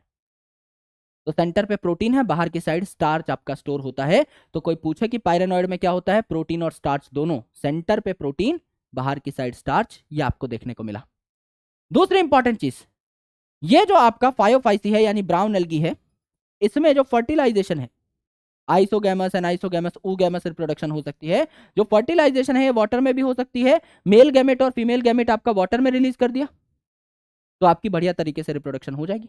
और अगर मेल गैमेट आपने छोड़ दिया और वो फीमेल के पास जा रहा है, फीमेल आपकी मोटी है, हैवी है ना, उसके पास बहुत ज्यादा स्टोर्ड फूड है, मेल मोटाइल है, छोटा है, तो वो आपका मोटाइल है, वाटर के थ्रू मूव करके आ सकता है। तो ऊगोनियम में यानी फीमेल के पास आकर के वो फ्यूज कर सकता है, रिप्रोडक्शन यहां हो सकती है। तो जो ब्राउन एल्गी है इसका स्ट्रक्चर जो है, इसमें आपको रूट लाइक, स्टेम लाइक और लीफ लाइक स्ट्रक्चर देखने को मिलती है। टाइप मतलब डंडी, तो stem like structure. Holdfast, चीजों को होल्ड करने वाला स्ट्रक्चर, तो root like structure. Frond, frond यानी खाने वाला स्ट्रक्चर, यानी आपका लीफ लाइक स्ट्रक्चर। तो तीनों यहां देखने को मिलते हैं। लाल मैंने बताया था आपको, लालम लाल से आप क्या इमेजिन करेंगे, खौलता हुआ पानी। तो ये जो आपके लालम लाल आपके रेड एल्गी हैं, ये वार्म वाटर में और पानी की गहराइयों में पाए जाते हैं। क्यों पानी की गहराइयों में पाए जाते हैं? लाइट जो है, सनलाइट, वो बहुत डीप नहीं जा सकती पानी में, लेकिन रेड एल्गी जो है, जो डेप्थ पे रहते हैं, इन तक सनलाइट पहुंच जाती है। कैसे? क्योंकि ये खुद रेड है, तो इनको कैसे कलर की सनलाइट चाहिए? आपका वॉयलेट, इंडिगो, ब्लू चाहिए। अगर आप जानते हैं स्पेक्ट्रम को, अगर आप व्हाइट लाइट को प्रिज्म से पास कराएं तो 7 रंगों में, इंद्रधनुष में टूट जाती है वो लाइट, जिसमें आपके 7 कलर होते हैं विबग्योर। वी का मतलब वॉयलेट, आई का मतलब इंडिगो, बी का मतलब ब्लू, उसके बाद जी का मतलब green, then yellow, orange, red, 7 colour होते हैं। तो ये जो विबग्योर में आप वी से आर की तरफ जा रहे हैं तो वेवलेंथ बढ़ रही है लाइट की और फ्रीक्वेंसी कम हो रही है, यानी वॉयलेट, इंडिगो, ब्लू की फ्रीक्वेंसी ज्यादा है और एंड में जो आपके ऑरेंज, रेड आ रहे हैं इनकी फ्रीक्वेंसी कम है। तो ज्यादा फ्रीक्वेंसी वाली लाइट ज्यादा नीचे तक जा सकती है, डेप्थ तक जा सकती है। तो जो रेड वाला एल्गी है, इसको वो कलर नहीं चाहिए जो इस पे पहले से है, रेड तो ये है ही, इसको वॉयलेट, इंडिगो, ब्लू चाहिए। भाई बिल गेट्स के पास बहुत पैसा है, उसको पैसा थोड़ी चाहिए, है ना? आपका जो जेफ बेजोस है, उसको पैसा नहीं चाहिए, he is already very rich. उसको क्या चाहिए? उसको लुगाई चाहिए एक। क्यों? क्योंकि उसकी लुगाई छोड़ के चली गई है, पैसा तो उस पे है, उसका अपनी लुगाई से, वाइफ से डाइवोर्स हो चुका है, तो अब उसको कोई साथी चाहिए, हमदम चाहिए, हम सफर चाहिए, पैसा है उस पे, है ना? हमें क्या चाहिए? हमें पैसा चाहिए, है ना? हमको क्या चाहिए? समाज में इज्जत चाहिए। तुम्हें घर में इज्जत चाहिए, तुम्हें घर में ही नहीं मिल रही है, समाज में तो क्या ही मिलेगी? तो अल्टीमेटली हमको वो चाहिए जो हमारे पास नहीं है, उस चीज के लिए हम काम कर रहे हैं।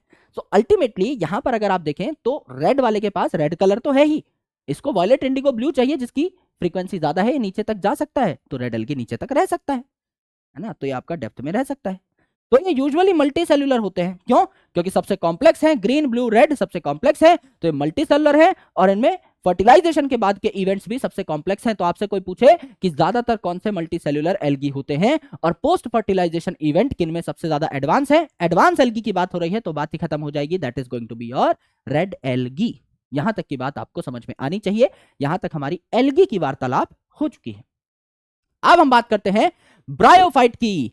ब्रायोफाइट यानी एम्फीबियन ऑफ प्लांट किंगडम, क्योंकि ये आपके लैंड पे रह सकते हैं, लेकिन वाटर की रिक्वायरमेंट इनको है, क्योंकि अपने मेल गैमेट को जब फीमेल तक ट्रांसपोर्ट करते हैं तो पानी की रिक्वायरमेंट लगती है, तो ये पानी से बहुत दूर नहीं रह सकते, अदरवाइज ये सेक्सुअली रिप्रोड्यूस नहीं कर पाएंगे। तो ब्रायोफाइट जो है ये मॉइस्ट शेडी प्लेस में रहते हैं।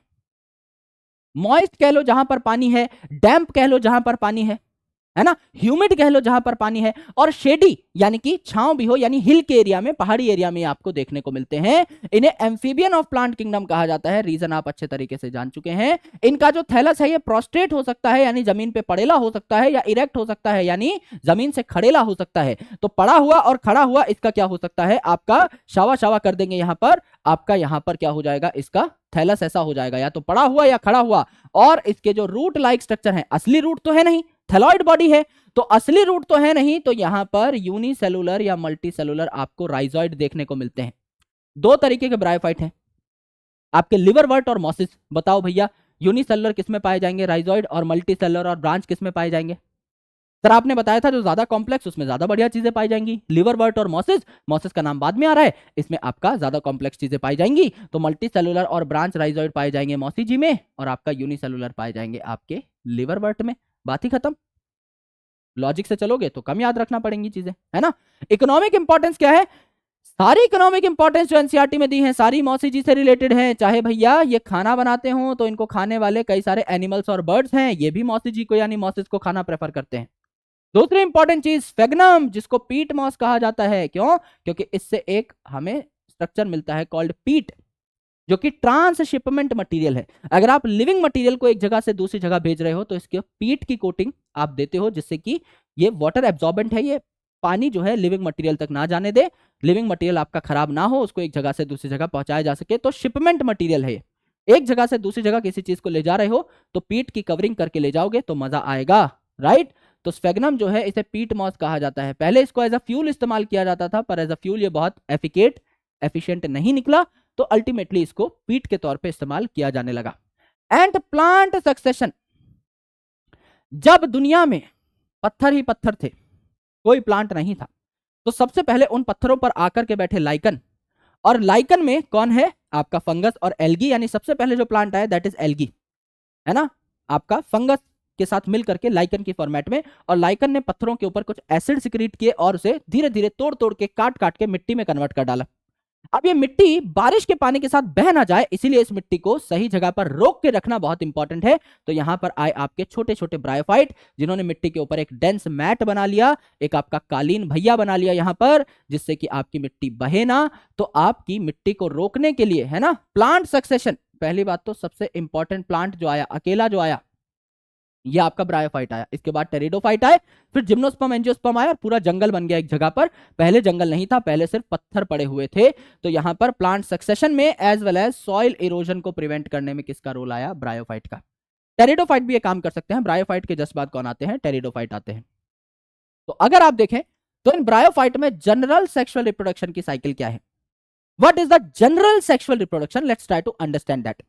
देखो मेरे भाई, यहां पर इस ब्रायोफाइट में मल्टी सेल्यूलर सेक्स ऑर्गन पाए जाते हैं, कई सेल्स हैं। तो आपका मेन बॉडी कैसी होती है ब्रायोफाइट की, सर हैप्लॉइड। एल्गी और ब्रायोफाइट की मेन बॉडी कैसी है, हैप्लॉइड। तो मेन सेक्स ऑर्गन कैसे होंगे, हैप्लॉइड। तो यहां पर बहुत सारे सेल हैं जिसने मेल सेक्स ऑर्गन बना लिया है, और बहुत सारे सेल हैं जिन्होंने फीमेल सेक्स ऑर्गन बना लिया है। मेल सेक्स ऑर्गन भी हैप्लॉइड, फीमेल सेक्स ऑर्गन भी हैप्लॉइड। मेल सेक्स ऑर्गन को क्या बोल दिया, एंथरीडियम। एंथर वर्ड मेल से रिलेटेड होता है। जैसे फूल में जब आप मेल ऑर्गन की बात करते हैं, स्टेमेन की, तो उसके दो पार्ट होते हैं, एंथर और फिलामेंट। एंथर एंथ्रीडियम, है ना। तो एंथ्रीडियम वर्ड जो है मेल से रिलेटेड है ना। तो मेल सेक्स ऑर्गन है, इसमें क्या होगा, माइटोसिस होगी, क्योंकि आपको क्या करना है, गैमीट बनाना है। गैमीट भी हैप्लॉइड होता है, और यहां मेन बॉडी भी हैप्लॉइड है। हैप्लॉइड से हैप्लॉइड या डिप्लॉइड से डिप्लॉइड, एक जैसे सेल बनाने हैं तो माइटोसिस से बनेंगे। तो एंथ्रीडियम में माइटोसिस हुई और मेल गैमीट बन गया, जिसपे आपके दो फ्लैजेला हैं, इसे क्या बोले, एंथ्राजॉइड। जॉइड यानी जू, एनिमल लाइक, तो एंथ्राजोइड, जू स्पोर जैसा। तो बायफ्लैजिलेटेड एंथ्राजोइड बना, ठीक है। यहां पर आपका क्या बनेगा, फीमेल गैमेट बनेगा। तो यहां पर फीमेल जो है, इसका सेक्स ऑर्गन भी हैप्लॉइड, और इसमें माइटोसिस होगी, तो हैप्लॉइड आपका फीमेल सेक्स ऑर्गन बन जाएगा आपका फ्लास्क शेप। और ये फ्लास्क शेप जैसा जो आपका स्ट्रक्चर है, इसमें एक एग पाया जाएगा, फीमेल गैमेट पाया जाएगा, राइट। तो यहां पर आपका जो फ्लास्क शेप आर्किगोनिया है, इसमें माइटोसिस हुई और आपका एक एग बना, सिंगल एग बना। तो एक एग है, इसके पास ये एक एंथ्राजॉइड जो है आ जाएगा तैर करके, तैराकी करके, यानी वाटर में इस एंथ्राजॉइड को छोड़ दिया जाएगा और ये फीमेल तक पहुंचेगा, एग तक पहुंचेगा, ठीक है। इसीलिए वाटर की रिक्वायरमेंट पड़ी, इसीलिए ब्रायोफाइट पानी से बहुत ज्यादा दूर नहीं रह सकते। तो ये जो एंथ्राजॉइड है, ये मूव करके आया एग तक, इस फ्लास्क शेप आर्किगोनियम तक। तो आर्किगोनियम के मुंह के पास, इस फ्लास्क के पास आपका एंथ्राजॉइड आया और फिर अंदर घुस गया, इस एग के साथ मीट कर गया। तो हैप्लॉइड एग और हैप्लॉइड एंथ्राजॉइड, दो गैमीट मिल गए, तो क्या बन गया, डिप्लॉइड जाइगोट बन गया, डिप्लॉइड जाइगोट बन गया। अब मैंने आपको बताया कि ब्रायोफाइट की मेन बॉडी कैसी है, हैप्लॉइड। डिप्लॉइड सेल काफी कम है। तो ये जो जाइगोट है, कुछ एक सेल बनाएगा माइटोसिस करके, which are going to be diploid, कुछ एक सेल बनाएगा, यानी छोटे से डिप्लॉइड सेल का गुच्छा बन जाएगा, यहां पर स्पोरोफाइट बन जाएगा, मल्टी सेलुलर स्पोरोफाइट बन जाएगा, डिप्लॉइड स्ट्रक्चर बन जाएगा, है ना। ये जो स्पोरोफाइट है, कुछ एक जो आपके डिप्लॉइड सेल बने हैं काले काले, इनमें भी अब मेन प्लांट बॉडी आपको बनानी है, यानी आपको हैप्लॉइड बॉडी बनानी है। तो इन डिप्लॉइड स्पोरोफाइट सेल्स में क्या हो जाएगी, मियोसिस हो जाएगी, मियोसिस हो जाएगी, और क्या बन जाएगा, स्पोर बन जाएगा हैप्लॉइड। डिप्लॉइड सेल में मियोसिस हुआ तो हैप्लॉइड स्पोर बना। इस हैप्लॉइड स्पोर के जर्मिनेट करते ही हैप्लॉइड गैमेटोफाइट यानी हैप्लॉइड प्लांट बॉडी फिर बन जाएगी, यानी मेल फीमेल सेक्स ऑर्गन्स फिर तैयार हो जाएंगे। और ये जो बचे हुए आपके डिप्लॉइड सेल्स हैं भाई, इनके पास खुद का खाना बनाने का सिस्टम तो है नहीं। ब्रायोफाइट की अगर मैं बात करूं तो ज्यादातर सेल्स हैप्लॉइड है, कुछ ही सेल्स आपके डिप्लॉइड है। तो डिप्लॉइड सेल हैप्लॉइड सेल से ही खाना ले लेकर खाते हैं, इनके पास खुद की रसोई नहीं है। तो ये जो स्पोरोफाइट के सेल हैं, दे डिपेंड ऑन गैमेटोफाइट। तो ये जो आपके स्पोरोफाइट के सेल हैं, ये फ्री लिविंग नहीं रहते, ये आपका फोटोसिंथेटिक गैमेटोफाइट से ही अटैच रहते हैं, इसी से खाना मांग मांग कर खाते हैं। तो क्या हुआ भैया, यहां पर multicellular male sex organ, multicellular female sex organ. Male और फीमेल सेक्स ऑर्गन कैसे हैं, हैप्लॉइड, क्योंकि मेन प्लांट बॉडी ही हैप्लॉइड है। तो मेल सेक्स ऑर्गन जो हैप्लॉइड था, इससे हैप्लॉइड गैमीट बनाया वाया माइटोसिस। आपका फीमेल जो आपका हैप्लॉइड सेक्स ऑर्गन है, इससे फीमेल गैमीट बनाया वाया माइटोसिस। हैप्लॉइड से हैप्लॉइड तो माइटोसिस होगा, डिप्लॉइड से डिप्लॉइड माइटोसिस होगा, है ना। मियोसिस तब होता है जब आपको नंबर ऑफ क्रोमोसोम्स आधे करने हो, that's why it is called as reductional division. यहाँ हैप्लॉइड से हैप्लॉइड बना, हैप्लॉइड से हैप्लॉइड बना, तो इक्वेशनल डिवीजन है, माइटोसिस होगी। तो आपका मेल गैमेट बना, फीमेल गैमेट बना, मेल गैमेट को पानी में छोड़ दिया, फीमेल गैमेट के पास वो आ गया, दोनों फ्यूज कर गए, तो अल्टीमेटली क्या बना, आपका जाइगोट बना। ये जाइगोट आपका डिवाइड करके काफी सारे डिप्लॉइड सेल्स बना लेता है माइटोसिस करके। इनमें से कुछ सेल्स आपके मियोसिस करते हैं और हैप्लॉइड स्पोर बना लेते हैं, जिसने नया ब्रायोफाइट तैयार कर लिया। और ये खुद का खाना खुद नहीं बना सकते डिप्लॉइड सेल्स, तो ultimately they will depend upon haploid cells for their nutrition. ये आपकी बात है। Now let's talk about liverwort and mosses separately. आपकी जनरल लाइफ साइकिल है जो दोनों के लिए एक जैसी है, लेकिन फिर भी स्पेसिफिक पढ़ लेते हैं लिवरवर्ट के बारे में और मोसिस के बारे में। तो लिवरवर्ट भी भाई ब्रायोफाइटी तो है, तो वही मॉइस्ट शेडी इलाके में रहेगा, है ना। बैंक ऑफ स्ट्रीम्स यानी नदी के किनारे, वही मॉइस्ट शेडी पानी ही तो है नदी के किनारे। मार्शी ग्राउंड कीचड़ भरा हुआ है, पानी ही तो है। डैम्प सॉइल, गड्ढे में पानी भरा हुआ है, पानी ही तो है। डीप इन वुड, है ना, गीली लकड़ी में, पानी ही तो है। अब वो पानी कहीं का भी हो सकता है ना भाई, पानी तो पानी है। तो यहां पर ये जो स्ट्रक्चर है, दिस इज लिवरवर्ट, है ना। ये जो स्ट्रक्चर है इसे हम क्या कहते हैं, ये जो स्ट्रक्चर है बेसिकली दिस इज मार्केंशिया। आराम से देखिए यहां पर क्या है। ये जो आपका स्ट्रक्चर है इसमें गोल मटोल कप लाइक स्ट्रक्चर है, कुछ गोल मटोल कप लाइक स्ट्रक्चर है, कटोरी जैसे स्ट्रक्चर है। रिसेप्टेकल या गैमा इनको कहा जाता है, या गैमा कप इनको कहा जाता है ना। तो रिसेप्टेकल है, इनको क्या कहा, गैमा कप कह दिया। यहां पर लिख सकते हैं they are gemma cup. Alright, receptacle जो है इसको क्या कह दिया, गैमा कप कह दिया। और इस कप में क्या रखा हुआ है, इस कप में रखा हुआ है ग्रीन मल्टीसेल्युलर असेक्सुअल बड, यानी ये बडिंग शो करेंगे। इसके अंदर जो बड है इसको क्या कह डाला, इसके अंदर जो बड है इसको क्या कह डाला, आपने गैमा कह डाला। तो नाम है गैमा कप। चाय के कप में क्या, चाय। कॉफी के कप में क्या, कॉफी। दूध के कप में क्या, दूध। गैमा कप में क्या, गैमा। सिंपल सी बात है। तो गैमा कप में क्या हो जाएगा, गैमा हो जाएगा ना। तो ये असेक्सुअल बड है, budding is an type of asexual reproduction. तो ये आपका क्या है, असेक्सुअल बड है। ग्रीन और मल्टीसेलुलर, ग्रीन आपको दिखाई दे रहा है, मल्टीसेलुलर आपका ये स्ट्रक्चर होगा। तो ये बड जो है आपका मेन लिवरवर्ट की बॉडी से अलग होता है, और जहां भी ये गिरेगा ठंडे मस्त पानी में नया लिवरवर्ट आपका तैयार कर देगा। तो it is a mode of reproduction also. तो ये जो आपकी बॉडी है लिवरवर्ट की, इट इज डॉर्सोवेंट्रल। डॉर्सोवेंट्रल मतलब डॉर्सल सरफेस इसका अलग है, वेंट्रल सरफेस इसका अलग है। फॉर एग्जांपल अगर मैं एक पेज लेकर आपको समझाऊं, ये आपका पेज है लेट्स से। तो जो पेज है इसका डॉर्सल सरफेस, इस पे आपका गैमा कप रखा हुआ है, ऊपर की साइड जो हमें दिखाई दे रहा है, और नीचे की साइड ये मिट्टी पे पड़ा हुआ है। तो नीचे की साइड क्या है, आपके रूट लाइक स्ट्रक्चर है, राइजॉइड है। तो ऊपर की साइड आप देखते ही बता दोगे कि ऊपर क्या है, गैमा कप है, तो ये डॉर्सल साइड। और नीचे वेंट्रल साइड आप देखते ही बता दोगे कि भैया यहाँ पर राइजॉइड है, तो डॉर्सल सरफेस अलग, वेंट्रल सरफेस अलग। जैसे आपका हाथ है, ये वाला साइड अलग है, ये वाला साइड अलग है, देख के बता सकते हो कौन सी साइड कौन सी वाली है। सिमिलरली आपका ये जो पत्ते जैसा स्ट्रक्चर है ना मार्केंशिया का, ये भी तो डॉर्सोवेंट्रल है। ऊपर की साइड गैमा कप है जहां पे बड उग रहे हैं, और नीचे की साइड रूट लाइक स्ट्रक्चर है जो इसे जमीन से जोड़ रहे हैं। तो it is dorsoventrally flat, just like a ये lamina, just like a paper, just like a leaf, it is flat. दूसरा एप्रेस्ड, एप्रेस्ड मतलब जमीन से चिपका हुआ है। यहां पे ऐसा लग रहा है कि ये ऐसा है क्योंकि खुला खुला डायग्राम है, एक्चुअल में जमीन से चिपका हुआ है, ऐसा है तो ये पत्ती जैसा ही, लेकिन ये पत्ती जमीन पे पड़ी हुई है। तो इट इज एप्रेस्ड, प्रेस्ड है, जमीन से टिका हुआ है, that's why it is called as appressed, है ना। अगर आपके कई सारे लीफ यहां पर होते, कई सारे लिवरवर्ट है जिनमें लीफी मेंबर्स होते हैं, तो इनमें क्या होता है, बीच में एक स्टेम लाइक स्ट्रक्चर होती है, और दोनों साइड पे दो रोज आपको देखने को मिलते हैं लीफ लाइक स्ट्रक्चर के, कुछ इस तरीके के, है ना। तो एक स्टेम लाइक स्ट्रक्चर है जिसपे आपके दो रोज में दोनों साइड आपको देखने को मिलेंगे लीफ लाइक स्ट्रक्चर। ये भी आपके होते हैं। अल्टीमेटली कई सारे लीफी मेंबर्स हैं उनके अंदर। यहां तो आपको एक ही लीफ लाइक स्ट्रक्चर दिखाई दे रहा है, मल्टीपल लीव्स होती तो कुछ ऐसी अरेंजमेंट होती कि बीच में एक डंडी जैसी आपकी स्टेम और दोनों साइड आपकी लीफ देखने को मिल रही है। अगर आप बात करें लिवरवर्ट की, तो इसमें सेक्सुअल रिप्रोडक्शन कैसा होता है, आराम से देखें। आपका ये अगर स्ट्रक्चर है एक लिवरवर्ट का, तो इसमें आपका मेन जो प्लांट बॉडी है कैसी है, हैप्लॉइड है। मेन प्लांट बॉडी हैप्लॉइड है सर। इस मेन हैप्लॉइड प्लांट बॉडी को कहा जाता है गैमेटोफाइट। गैमेटोफाइट यानी हैप्लॉइड, तो ये हैप्लॉइड गैमेटोफाइट है। इस गैमेटोफाइट पे आपका सेक्स ऑर्गन है, फीमेल सेक्स ऑर्गन और मेल सेक्स ऑर्गन। तो ये सेम इंडिविजुअल पे भी पाए जा सकते हैं, सेम थैलस पे भी और डिफरेंट थैलस पे भी पाए जा सकते हैं। हम मान के चल रहे हैं कि एंथ्राजॉइड यहां बाहर से आ रहा है, तो एंथ्राजॉइड यहां पर बाहर से आया, और फीमेल यहाँ पर पहले से, एग यहाँ पर पहले से है, तो ये एंथ्राजॉइड आकर के फ्यूज कर गया। तो अब ये जो जगह थी जहां पर एग था, यहीं पर एंथ्राजॉइड आया, तो यहाँ क्या बन गया आपका, जाइगोट बन गया, डिप्लॉइड जाइगोट बन गया। अब ये जो डिप्लॉइड जाइगोट है, ये डिवाइड कर करके कुछ और डिप्लॉइड सेल बनाएगा, स्पोरोफिटिक प्लांट बॉडी बनाएगा। तो यहाँ पे नीचे की साइड जो स्ट्रक्चर बनता है इसे क्या कहते हैं, फुट। फुट। ऊपर की साइड जो डंडी बनती है इसको कहते हैं सीटा। सीटा मतलब डंडी जैसी। और ऊपर की साइड गोल मटोल जो स्ट्रक्चर बनता है इसे कहते हैं कैप्सूल। कैप्सूल। तो इसको हमने बोला फुट, सीटा और कैप्सूल। जाइगोट की डिवीजन से ही ये कई सारे डिप्लॉइड सेल्स बने। कुछ ने फुट बना लिया, कुछ ने सीटा, कुछ ने कैप्सूल। फुट, सीटा, कैप्सूल आपको देखने को मिले। करेक्ट है, एकदम करेक्ट है सर। अब ये फुट भी डिप्लॉइड जाइगोट से बना है, सीटा भी डिप्लॉइड जाइगोट से बना है, और कैप्सूल भी डिप्लॉइड आपका जाइगोट से बना है, फुट, सीटा, कैप्सूल।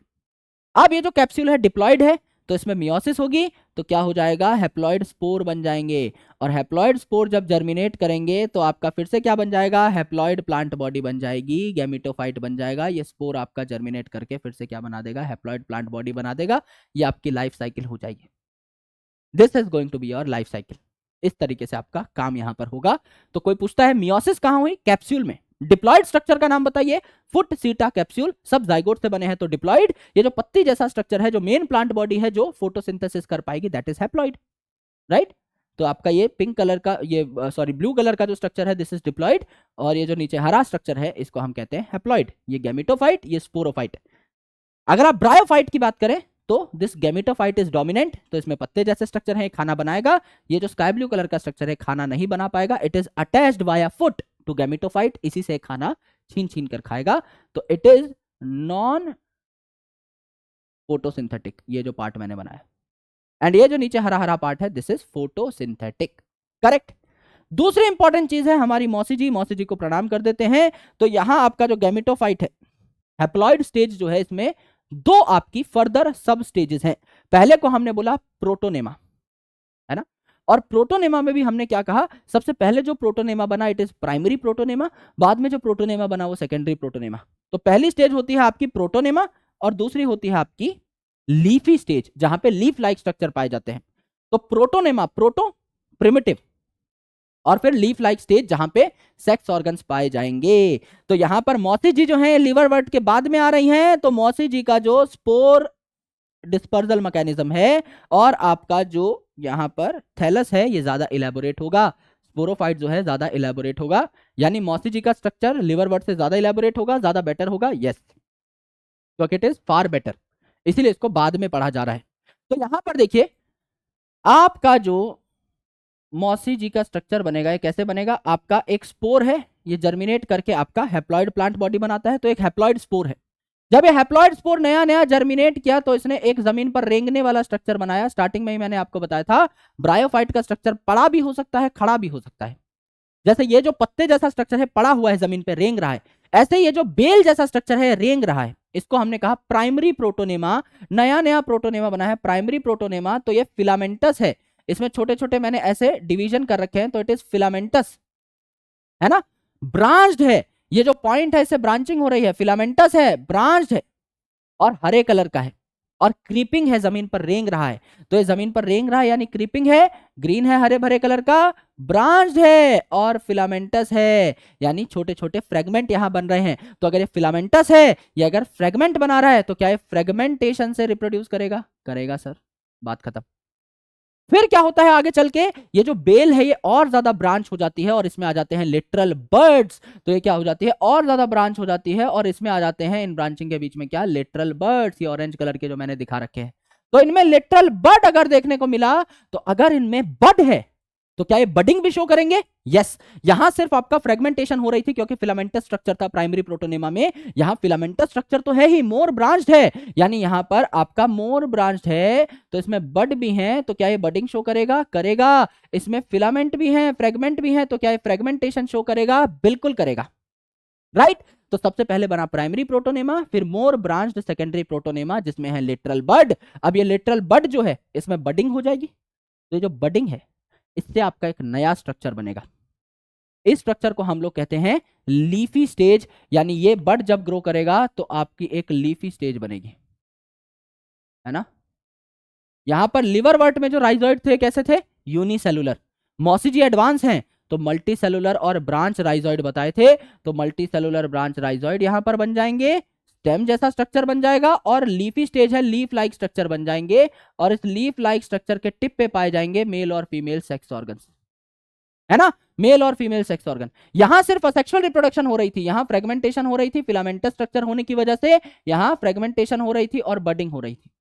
तो यहां पर क्या हुआ मेरे दोस्त, यहां पर आपको ये लीफ लाइक स्ट्रक्चर देखने को मिले, लीफ लाइक स्ट्रक्चर देखने को मिले, इनके ऊपर क्या है, सेक्स ऑर्गन्स लगे हुए हैं। तो ये सेक्स ऑर्गन्स जो हैं लीफी शूट की टिप पे पाए जा रहे हैं, एपेक्स पे पाए जा रहे हैं, करेक्ट। अब ये जो सेक्स ऑर्गन है मेल वाला फीमेल के पास क्या भेज देगा, अपना गैमीट भेज देगा, और यहां पर जाइगोट बन जाएगा, फिर वही जाइगोट का फुट सीटा कैप्सूल, कैप्सूल ये तीनों चीजें डिप्लॉयड होंगी, कैप्सूल के अंदर स्पोर बनेंगे, उस स्पोर से फिर से आपका क्या हो जाएगा, यही जर्मिनेशन शुरू हो जाएगी, दैट्स इट।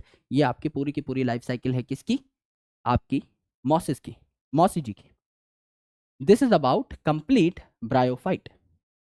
अब ब्रायोफाइट से मिलती जुलती ही चीज है, बहुत ज्यादा डिफरेंस नहीं है, that is called as your pteridophyte. जो मेन डिफरेंस है वो हम पहले ही पढ़ चुके हैं, जिसमें वस्कुलर टिश्यूज पाए जाते हैं, इसमें आपका जो गैमेटोफाइट है और स्पोरोफाइट है दोनों ही फोटोसिंथेटिक होते हैं। यहाँ पहली बार true root, true stem, true leaf देखने को मिलेगी। यहाँ ज्यादातर जो सेल्स है वो डिप्लॉयड हैं, तो स्पोरोफिटिक लाइफ साइकिल है। तो multiple differences we have already seen. लेकिन टेरिडोफाइट जो है इसमें मेन चीज क्या है, हॉर्सटेल और फर्न्स आपको देखने को मिलते हैं एज अ क्लासिफिकेशन। तो फर्न आपके ज्यादा एडवांस है, ठीक है। They are good soil binders, जैसा मैंने बताया सबसे पहले सॉइल बनेगी तो कौन आएगा, उसके ऊपर ब्रायोफाइट आएगा, डेंस मैट बनाएगा, उसके बाद टेरिडोफाइट आएंगे, तो ये भी अच्छे सॉइल बाइंडर हैं। मेडिसिनल भी हो सकते हैं ये, जैसे कि संजीवनी बूटी आपकी इसी की मेंबर है, सेलाजिनेला ब्रायोप्टेरिस। देन आपका ऑर्नामेंटल भी हो सकते हैं, खूबसूरत भी हो सकते हैं गार्डन में उगाने के लिए, जैसे कि एडियंटम और रुमोरा, ये भी आपके क्या है, टेरिडोफाइट है। तो ये भी आपके डैम्प और शेडी प्लेस पे ही उगेंगे। ठंडा यहां पर ऐड कर सकते हो, बस ठंडा ठंडा कूल कूल जगह इनको और चाहिए, तो मॉइस्ट एंड शेडी प्लेस यहां पर भी होगी। कूल डैम्प और शेडी प्लेस आप कह सकते हो, कूल मॉइस्ट और शेडी प्लेस कह सकते हो। और कुछ एक ऐसे टेरिडोफाइट है जो सैंडी सॉइल में भी उग सकते हैं, सम नियर सैंडी सॉइल। तो ये जो टेरिडोफाइट है इनमें छोटी छोटी लीफ भी पाई जा सकती है, माइक्रो मतलब छोटी छोटी, फिल का मतलब लीफ, तो माइक्रोफिल जैसे कि सेलाजिनेला में, संजीवनी में। और आपका मैक्रोफिल यानी बड़ी बड़ी लीफ भी पाई जा सकती है, जैसे कि आपके फर्न में, थोड़ी ज्यादा कॉम्प्लेक्स है ना मेरे भाई, तो फर्न में देखने को मिलेगी। इसके अलावा इनमें कोन भी पाया जा सकता है। कोन क्या होता है, आराम से देखिए, जैसे कई सारी पत्तियां हैं। अब ये पत्तियां जो है, पत्ती जैसा स्ट्रक्चर है ना, ये भी आपकी पत्तियां हैं। ये अगर इस तरीके से अलग अलग नोड पे पाई जा रही हैं, नोड मतलब वो इलाके जहां से पत्तियां निकलती हैं। अब इस नोड पे ये पत्तियां पाई जा रही हैं, इस नोड पे ये पत्तियां पाई जा रही हैं, ये आपस में मिलके कैप्सूल लाइक स्ट्रक्चर नहीं बना सकती, क्योंकि they are at different level. लेकिन अगर ये सेम जगह पर पाई जा रही होती तो ये जो है एक कॉम्पैक्ट कैप्सूल लाइक स्ट्रक्चर बना सकते हैं, जिसको क्या कहा जाता है, कोन या स्ट्रोबिलस। और इन पे क्या लगे रहते हैं, इन पे नीचे क्या लगे रहते हैं, आपके स्पोरोफिल, जिनमें स्पोर पाए जाते हैं। फॉर एग्जाम्पल यहां पर मेरे पास कुछ तो होना चाहिए, एक second, I try to show you something. देखिए भाई, ये क्या है, इन पत्तियों के ऊपर ये जो गोल मटोल स्ट्रक्चर है, ये क्या है भैया, ये आपके स्पोरोफिल के ऊपर लगे हुए स्पोरेंजिया हैं। स्पोरेंजिया मतलब ऐसे थैले जिनमें स्पोर पाए जाएंगे। तो पहले पत्तियां आपके ऐसे प्रेजेंट है, तो स्पोरेंजिया भी इन पे लटके हुए हैं। जैसे जैसे पत्तियां कैप्सूल बनाएंगी, स्पोरेंजिया भी पास पास आ जाएंगे। ये गोल मटोल स्ट्रक्चर इन स्पोरोफिल्स को क्या कर लेंगे, घेर लेंगे, है ना। इस कैप्सूल को क्या कर डालेंगे, घेर डालेंगे, और एक बढ़िया कॉम्पैक्ट स्ट्रक्चर आपको देखने को मिलेगा। तो आपका कोन किस किस में देखने को मिला, या स्ट्रोबिलस किस किस में देखने को मिला, सेलाजिनेला में तो मिला ही, इसके साथ साथ इक्विसेटम में भी देखने को मिला। और हेट्रोस्पोरी पहली बार यहां पर आई, है ना। ज्यादातर जो टेरिडोफाइट है इनमें एक ही स्पोर होता है, एक तरीके का स्पोर होता है ना, उसी से आपका पूरा का पूरा स्ट्रक्चर बन जाता है, गैमेटोफाइट बन जाता है। लेकिन आगे आगे बायसेक्सुअलिटी को ज्यादा प्रमोट करने लगे हम लोग। तो टेरिडोफाइट जो है यहां पर छोटे जो स्पोर है, माइक्रोस्पोर, इनसे मेल गैमेटोफाइट बनता था, मेल हैप्लॉइड स्ट्रक्चर बनता था। और जो बड़ा स्पोर है, बड़ा हैप्लॉइड स्पोर, उससे आपका बड़ा स्ट्रक्चर बनता था, फीमेल का स्ट्रक्चर बनता था, फीमेल गैमेटोफाइट बनता था। तो पहली बार दो ऑर्गेनिज्म जिनमें हेट्रोस्पोरी देखने को मिली टेरिडोफाइट में, ये थे आपके सेलाजिनेला और साल्विनिया। पूछा जाता है सवाल, तो सेलाजिनेला और साल्विनिया में पहली बार हेट्रोस्पोरी देखने को मिली टेरिडोफाइट के अंदर। उसके बाद जिम्नोस्पर्म और एंजियोस्पर्म में हेट्रोस्पोरी बहुत कॉमन हो गई, माइक्रोस्पोर और मैक्रोस्पोर आपको देखने को मिलने लगे। माइक्रोस्पोर मेल गैमेटोफाइट बनाता था और मैक्रोस्पोर फीमेल गैमेटोफाइट बनाता था। आगे चल के चीजें कॉमन हो गई, इस टाइम पे कॉमन नहीं थी। टेरिडोफाइट पहला था जिसने कुछ नया कदम उठाया, हेट्रोस्पोरी इसने इंड्यूस करी, एज वेल एज यहां फीमेल की जो इज्जत थी उसको बहुत बढ़ाया इसने। तो आगे आगे हमको आइडिया लग गया कि हाँ यार सारे प्रोसेसेस फीमेल की बॉडी में ही होंगे, फीमेल को ज्यादा तवज्जो दी जा रही है, फीमेल को ज्यादा इंपॉर्टेंस दी जा रही है। वो जो फीमेल को इंपॉर्टेंस मिलना स्टार्ट हुई वो यहां पर स्टार्ट हुई, टेरिडोफाइट में स्टार्ट हुई। एंड दैट्स वाई इसे टेरिडोफाइट में हम लोग कहते हैं कि पहली बार प्रिकर्सर ऑफ सीड हैबिट देखने को मिला। सीड तो यहां पर नहीं है, पहली बार नंगा पुंगा सीड कहां देखने को मिला? जिम्नोस्पर्म में। पहली बार कवर्ड सीड कहां देखने को मिला? एंजियोस्पर्म में। यहां पर देयर इज नो सीड, लेकिन हमें पता लग गया कि आगे चल के सीड आएगा। क्यों? क्योंकि हरकतें ऐसी करने लग गया, फीमेल को ज्यादा इंपॉर्टेंस देने लग गया, मेल फीमेल के पास आ रहा है, जाइगोट फीमेल में ही बन रहा है, एम्ब्रियो डेवलपमेंट फीमेल में ही हो रही है, उसके बाद आपका जो स्पोरोफाइट बन रहा है वो फीमेल से ही डेवलप हो रहा है ना? तो फीमेल जो है इसको कई देर तक एक पर्टिकुलर स्पोरोफाइट रिटेन करके बैठा रहता है। क्योंकि अब टेरिडोफाइट की हम बात कर रहे हैं तो मेन प्लांट बॉडी कैसी है? डिप्लॉयड है। तो डिप्लॉयड स्पोरोफाइट जो है ये गैमेटोफाइट को, फीमेल गैमेटोफाइट को अपने पास रखता है कि हाँ आप पहले बच्चे को बड़ा कर दो, जो नया गैमेटोफाइट है इसको बढ़िया तरीके से बड़ा कर दो, उसके बाद जो है हम आपको टाटा बाय बाय कहेंगे। राइट? तो फीमेल गैमेटोफाइट की इंपॉर्टेंस बढ़ी, फीमेल की इंपॉर्टेंस बढ़ी। तो प्रिकर्सर ऑफ सीड हैबिट आपको कहां देखने को मिला? आगे चल के बायोलॉजिस्ट को पता लग गया कि आगे चल के इसके बाद जो प्लांट आएंगे इनमें पक्का सीड आएगा, क्योंकि सीड कहां बनता है? फीमेल में बनता है। आपको पता है कि जो ओवरी है ये फ्रूट में कन्वर्ट होती है और ओव्यूल सीड में। तो ओव्यूल किसका पार्ट है? आपका फीमेल का पार्ट है ना। स्टिग्मा, स्टाइल, ओवरी, और ओवरी के अंदर ओव्यूल होता है। तो ये अगर सीड बना रहा है तो फीमेल में ही तो बन रहा है, तो फीमेल को उसके लिए इंपॉर्टेंस देनी पड़ेगी। वो इंपॉर्टेंस मिलनी यहां पर शुरू हो गई थी, हेट्रोस्पोरी यहां पर शुरू हो गई थी। इसीलिए टेरिडोफाइट इवोल्यूशनरीली बहुत इंपॉर्टेंट प्लांट्स हैं। राइट? तो फीमेल गैमेटोफाइट जहां सारी की सारी डेवलपमेंट होती है, इसको रिटेन किया जाता है स्पोरोफाइट पे for variable duration. For variable duration, है ना? कोई आपका बच्चा जल्दी बड़ा हो जाता है, अगर जल्दी इन्होंने बच्चा पाल के बड़ा कर दिया है फीमेल गैमेटोफाइट ने तो इसको जल्दी रिलीज कर दिया जाता है। अगर थोड़ा देर से बच्चा बड़ा हो रहा है तो देर से रिलीज कर दिया जाता है, बट इसको कहा जाता है कि हाँ टाटा बाय बाय, आपका काम खत्म हो गया, चलो भाई अब भाग जाओ यहां से। तो वेरिएबल ड्यूरेशन तक इसको रखा जाता है, बाद में इसको डिस्कार्ड कर दिया जाता है। तो यहां पर अलग अलग क्लासेस में आपका टेरिडोफाइट को डिवाइड किया, जैसे साइलोप्सिडा। एग्जाम्पल क्या है? साइलोटम, याद करने की जरूरत नहीं है, साइलो साइलो। सिमिलरली आपका स्फेनोप्सिडा, ईएस का साउंड आ रहा है, दैट इज इक्विसेटम, याद करने की जरूरत नहीं। टेरोप्सिडा, टर टर का साउंड आ रहा है, टेरो, टेरिस, ड्रायोप्टेरिस, एडियंटम। ये आपको तीन देखने को मिलते हैं, टेरिस, ड्रायोप्टेरिस और एडियंटम। तो डैप या पैड से आप याद कर सकते हो टेरोप्सिडा को। And Lycopsida, lycopodium and Selaginella, LS यानी लाइफ साइंसेस, इससे आप याद कर सकते हो। कोई बेसिकली ये बात पूछता नहीं है, बहुत जनरल बात है, क्योंकि साइलो साइलो सीधा याद हो जाता है, स्फेनोप्सिडा इक्विसेटम सीधा याद हो जाता है, टेरिस और ड्रायोप्टेरिस में टेर का साउंड आ रहा है, एडियंटम सिर्फ याद करना पड़ता है। एंड लाइकोप्सिडा, लाइकोपोडियम सीधा याद हो रहा है, सिर्फ सेलाजिनेला याद करना पड़ता है। तो सिर्फ सेलाजिनेला और एडियंटम याद करना पड़ा, तो बहुत ज्यादा मेहनत इस टेबल में है नहीं। देखिए यहां पर क्या हुआ, this is the most important thing that you can understand over here. मैंने बताया था अलग अलग पत्तियां हैं, है ना? स्पोरोफिल है, स्पोरोफिल क्योंकि इन पे आपके स्पोरेंजिया पाए जाते हैं। तो ऐसी पत्तियां जिन पे स्पोरेंजिया पाए जाते हैं, ऐसी फिल, ऐसी पत्तियां जिन पे स्पोरेंजिया पाए जाते हैं, इन्हें स्पोरोफिल कहा जाता है। तो ये जो स्पोरोफिल है, राइट, ये मिल करके एक कॉम्पैक्ट स्ट्रक्चर भी बना सकते हैं जिसे कोन कहा जा सकता है। तो ये है पत्तियां। अब भैया ये टेरिडोफाइट है, तो टेरिडोफाइट में आपकी रूट भी डिप्लॉयड हो गई, आपकी स्टेम भी डिप्लॉयड हो गई, आपकी लीफ भी डिप्लॉयड हो गई, आपका ये जो स्पोरेंजिया है ये भी डिप्लॉयड हो गया। राइट?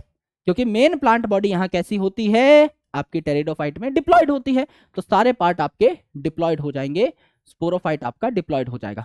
तो ये जो स्पोरेंजिया है ये भी डिप्लॉयड है, तो इसमें क्या हो जाएगी? स्पोरेंजिया में, नाम ही है स्पोरेंजिया, तो यहां स्पोर बनेंगे। तो जो स्पोरेंजिया है इसमें कुछ सेल्स होते हैं स्पोर मदर सेल, और मदर सेल हमेशा डिप्लॉयड होते हैं, इनमें मियोसिस होती है क्योंकि। तो मदर सेल डिप्लॉयड है, इसमें मियोसिस होगी, तो इसमें हैप्लॉयड स्पोर बन जाएंगे। तो ये जो स्पोरेंजिया है इनमें हैप्लॉयड स्पोर बन गए। हैप्लॉयड स्पोर बनने के बाद ये स्पोरेंजिया फट गए, हैप्लॉयड स्पोर रिलीज हो गए। हैप्लॉयड स्पोर रिलीज हो गए तो ये गिरेंगे किसी कूल मॉइस्ट शेडी प्लेस पे और जर्मिनेट कर जाएंगे। अब ये हैप्लॉयड स्पोर अगर जर्मिनेट कर रहे हैं तो हैप्लॉयड स्पोर से कैसा प्लांट बनेगा? हैप्लॉयड प्लांट बनेगा। तो यहां पर मल्टी सेल्यूलर हरा भरा स्ट्रक्चर बना, छोटा सा, जिसको हमने गैमेटोफाइट कहा। तो मल्टी सेल्यूलर है, अलग अलग कंपार्टमेंट मैंने बना रखे हैं ग्रीन कलर के, तो मल्टी सेल्यूलर है, हरा भरा है, ग्रीन है यानी फोटोसिंथेटिक है। तो यहां मैंने बताया था P for pteridophyte, P for photosynthetic, चाहे गैमेटोफाइट हो चाहे स्पोरोफाइट हो, दोनों अपना खाना खुद बनाते हैं। तो इंडिपेंडेंट है, खाना बना रहा है। छोटा और इनकॉन्स्पिक्यूअस है, यानी बहुत छोटा है इसका साइज। इनकॉन्स्पिक्यूअस मतलब ठीक से दिखाई नहीं देता लेकिन फिर भी अपना खाना बना लेता है। तो ये छोटा है, इनकॉन्स्पिक्यूअस है, ठीक से दिखाई भी नहीं देता लेकिन हरा भरा है, फोटोसिंथेटिक है, अपना खाना खुद बना लेता है। इसको कहते हैं प्रोथैलस। ये जो आपका प्रोथैलस है, इसमें ट्रू रूट स्टेम लीफ नहीं है, इसमें कहीं कुछ दिख ही नहीं रहा। यहां आपकी रूट आई, यहां स्टेम आई, यहां लीफ आई। ये जो प्रोथैलस है लाइट ग्रीन कलर का, इसमें true root, true stem, true leaf नहीं है। तो this is called as prothallus basically. तो जो प्रोथैलस है इसको वाटर की रिक्वायरमेंट है, इसीलिए टेरिडोफाइट भी पानी से ज्यादा दूर नहीं जा सकते। तो जो प्रोथैलस है इस पे क्या हुआ, इस प्रोथैलस पे दोनों के दोनों स्ट्रक्चर पाए जाते हैं, मेल सेक्स ऑर्गन और फीमेल सेक्स ऑर्गन, राइट। तो यहां पे आपका वही फ्लास्क शेप आर्किगोनिया जिसके अंदर एग देखने को मिल रहा है, और ये आपका एंथ्राजॉइड जिसने एंथ्रीडियम जिसने एंथ्राजॉइड बना दिया है। तो एंथ्राजॉइड जो है पानी के थ्रू आपका आ जाएगा वही फीमेल के पास, एग के पास, और यहां बन जाएगा जाइगोट। अब ये जाइगोट डिवाइड करने लगेगा तो आपका बना लेगा स्पोरोफाइट, नए नए डिप्लॉइड सेल। आपका फिर ये रूट डेवलप करने लगेगा और आपका बढ़िया आपका स्पोरोफाइट तैयार हो जाएगा। जब ये बच्चा अकेला सरवाइव करने लायक हो जाएगा तो इस गैमेटोफाइट को, इस फीमेल गैमेटोफाइट को धक्का मार के भगा दिया जाएगा, आपका बेसिकली रिटेन नहीं किया जाएगा, क्योंकि ये मेल जो है ये फीमेल के पास चल के आ रहा है। तो बाकी सारा सामान तो पहले ही आपका झड़ गया था। अब ये जो फीमेल पार्ट है सिर्फ इसी में सारा का सारा क्या हो रहा है, डेवलपमेंट हो रहा है। तो इस फीमेल पार्ट को बाद में क्या कर दिया गया, डिस्कार्ड कर दिया गया, और ये जो हरा भरा प्लांट है ये बाद में अकेला जीने लगा, थोड़ा और क्या हो गया, मॉडिफाई हो गया, स्पोरोफाइट में कन्वर्ट हो गया। तो ये हैप्लॉइड पार्ट बाद में झाड़ दिया, ये जो प्रोथैलस है इसको पूरे को ही बाद में झाड़ दिया। तो फीमेल को ज्यादा इंपॉर्टेंस मिलने लगी, फीमेल में ही सारे के सारे प्रोसेसेस होने लगे, and that's why this process is precursor of seed habit. आगे पता लग गया कि फीमेल कुछ ना कुछ तो बड़ा करेगी जीवन में, इसको इंपॉर्टेंस मिल रही है इवोल्यूशन के दौरान, यानी कुछ तो यहां बड़ा होगा। और फीमेल जो है उसमें ये जो आपका ओवम था, ये जो आपका एग था बेसिकली, इसको कहा गया कि ये जो ओव्यूल है ये आपका आगे चल के क्या बनाएगा, सीड बनाएगा। तो प्रिकर्सर ऑफ सीड हैबिट देखने को मिला टेरिडोफाइट में, और आगे आपका फर्दर पता लग गया कि सीड बनेगा, तो जिम्नोस्पर्म में फिर सीड बन ही गया था। तो अगली कैटेगरी है जिम्नोस्पर्म। जिम्नो का मतलब नेकेड यानी नंगे पुंगे, स्पर्मा का मतलब सीड, यानी ओव्यूल जो आगे चल के सीड बनाता है, इसके ऊपर ओवरी नहीं है, ओव्यूल नंगा पुंगा। और ओव्यूल ने अगर सीड बना लिया तो ओवरी तो उसके ऊपर है नहीं, तो फ्रूट नहीं बनेगा। तो सीड के ऊपर फ्रूट नहीं, ओव्यूल के ऊपर ओवरी नहीं, यानी बिफोर फर्टिलाइजेशन ओव्यूल नंगा पुंगा है, आफ्टर फर्टिलाइजेशन सीड नंगा पुंगा है। तो नेकेड सीड है, ओवरी और फ्रूट जो है ये आपके नहीं पाए जा रहे। ओव्यूल के ऊपर ओवरी नहीं, सीड के ऊपर फ्रूट नहीं। तो यहां पर जो आपके पेड़ हैं कैसे हैं, श्रब हैं, झाड़ियों जैसे, और medium to tall size trees हैं, बहुत लंबे लंबे पेड़ भी हो सकते हैं, मीडियम भी हो सकते हैं। घासें यहां नहीं है जिम्नोस्पर्म में, या तो झाड़ियां या पेड़।